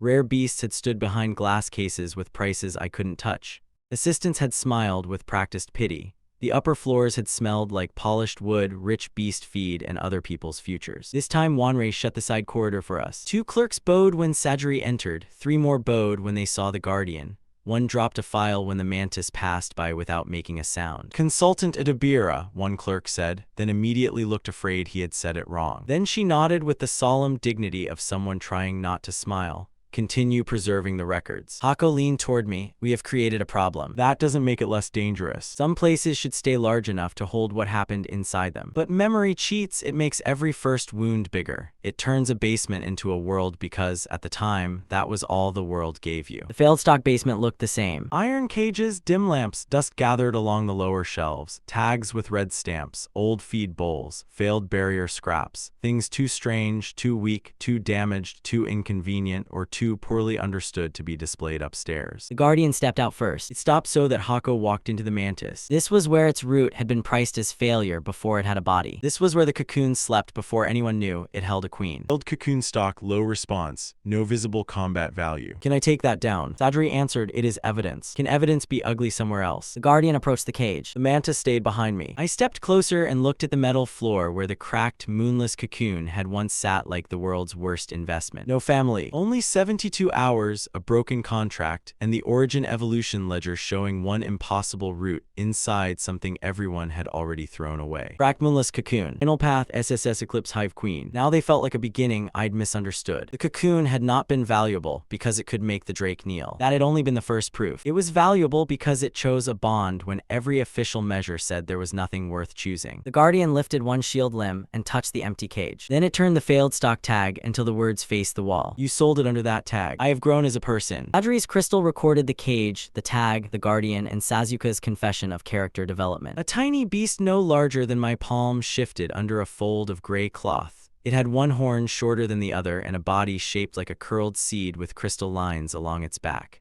Its tag read, Fractured glass moth, wing failure, unstable light response, no contract demand. The little creature saw the Guardian and froze. The Guardian saw it and froze too. I didn't say anything. Hako stepped closer. Absolutely not. Sajiri said, no touching unregistered beasts. The Guardian clicked. A light flickered inside it, then went out. The old me would have asked the ledger. The desperate me would have searched for a hidden root, a final form, an overlooked power. A way to turn another discarded thing into a weapon the world regretted mispricing. The ledger was there, because value wasn't the same thing as mine. Can Wanrei move this one somewhere warmer? You are not buying it. No, not secretly. No, not dramatically refusing now and asking me later. No. Sasuke studied me for a moment, then nodded. Failed Drew to praise or order. Sajiri said that authority is provisional. Then provisionally move it somewhere warmer, Sasuke said. The clerk looked at Sajiri. Sajiri waited 2 seconds. Then Sajiri said, record it as welfare correction. I looked at the cages down the row. Start with this shelf. Review every failed stock beast before another route gets sold as trash. For once, Sasuke didn't joke. The Guardian clicked once. I looked down. Not every rejected thing needs to become my proof. The Guardian pressed its shell against my leg. Maybe it understood that I wasn't reaching through the bars. We stayed in the basement longer than Hako wanted and shorter than Sasuke did. She showed Sajiri the drawer where the stabilizer resin had come from.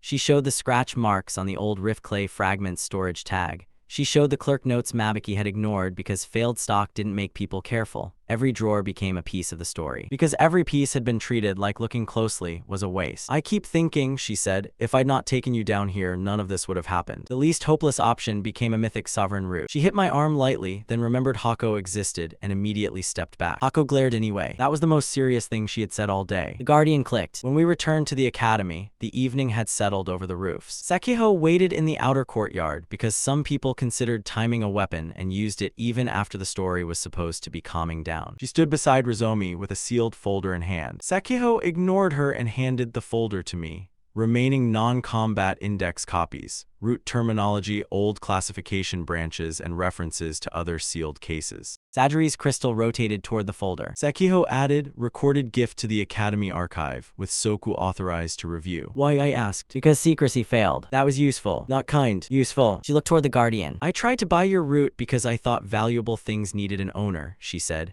I was wrong. Some things are more useful as allies. Then her eyes returned to me. And it will be better for my house if the person with the controlled mythic root remembers that I knew when to stop trying to own it. Sakiho's mouth curved faintly. Of course. A record. That was the language this world respected, so I'd use it until it learned better. Rizomi gave a small bow. The provisional classification is already spreading through noble channels. House Sakuma's influence has dropped sharply. Sakiho said, your father is finished as sole voice of that house. And Hadaru. Sakiho's expression didn't change. Irrelevant until the Crimson Sky Drake recovery review ends, possibly after. Just the one thing Hadaru had spent the entire story trying not to become. I looked toward the recovery wing where the Drake had been taken. Maybe one day it would recover enough to choose a path without pressure. That was no longer the center of my story. Sakiho stepped aside. Try not to collapse before the official review. It would complicate the classification. The Guardian clicked. You too, she told it, but cuter. The final official record was entered at sunset. Sajiri called it administrative closure, which meant everyone called it the end of the trial day. Not in the arena. Students gathered again, but the crowd was smaller now, quieter. The first rush of fear had worn itself thin. What remained was curiosity, caution, and the strange respect people show a locked door after seeing what is behind it. The line appeared beneath my classification. House Ikewame Authority. None. SSUK Idiabare. Protected Root Witness. Provisional Failed Root Appraiser. WNRI Failed Stock Process. Under Review. Crimson Sky Drake. Neutral Contract Recovery. Thick Hive Sovereign. Controlled Protective Root. Under Monitored Recognition. Sasuke looked at her new title like she was trying to decide whether to frame it, sell tickets to view it, or use it to terrorize Wanrei managers. The Guardian looked at the board, then at me. What? I asked. Sasuke tilted her head. I think it wants a title too. Stoneshell Eclipse Guardian is a classification. It wants a title. Hako said, please don't assign social ambitions to the brood. Sasuke ignored him. Little Rock, protected expensive evidence, first true brood, heroic hallway bug. The Guardian clicked sharply. Later, when the Academy finally stopped needing me to sign things, answer things, refuse things, and promise not to manifest things, I went to the roof. Hako objected. Sadri objected in writing. The Academy roof overlooked the arena, the central hall, the gate, and beyond that, the faint northern line where the rift road disappeared into dusk.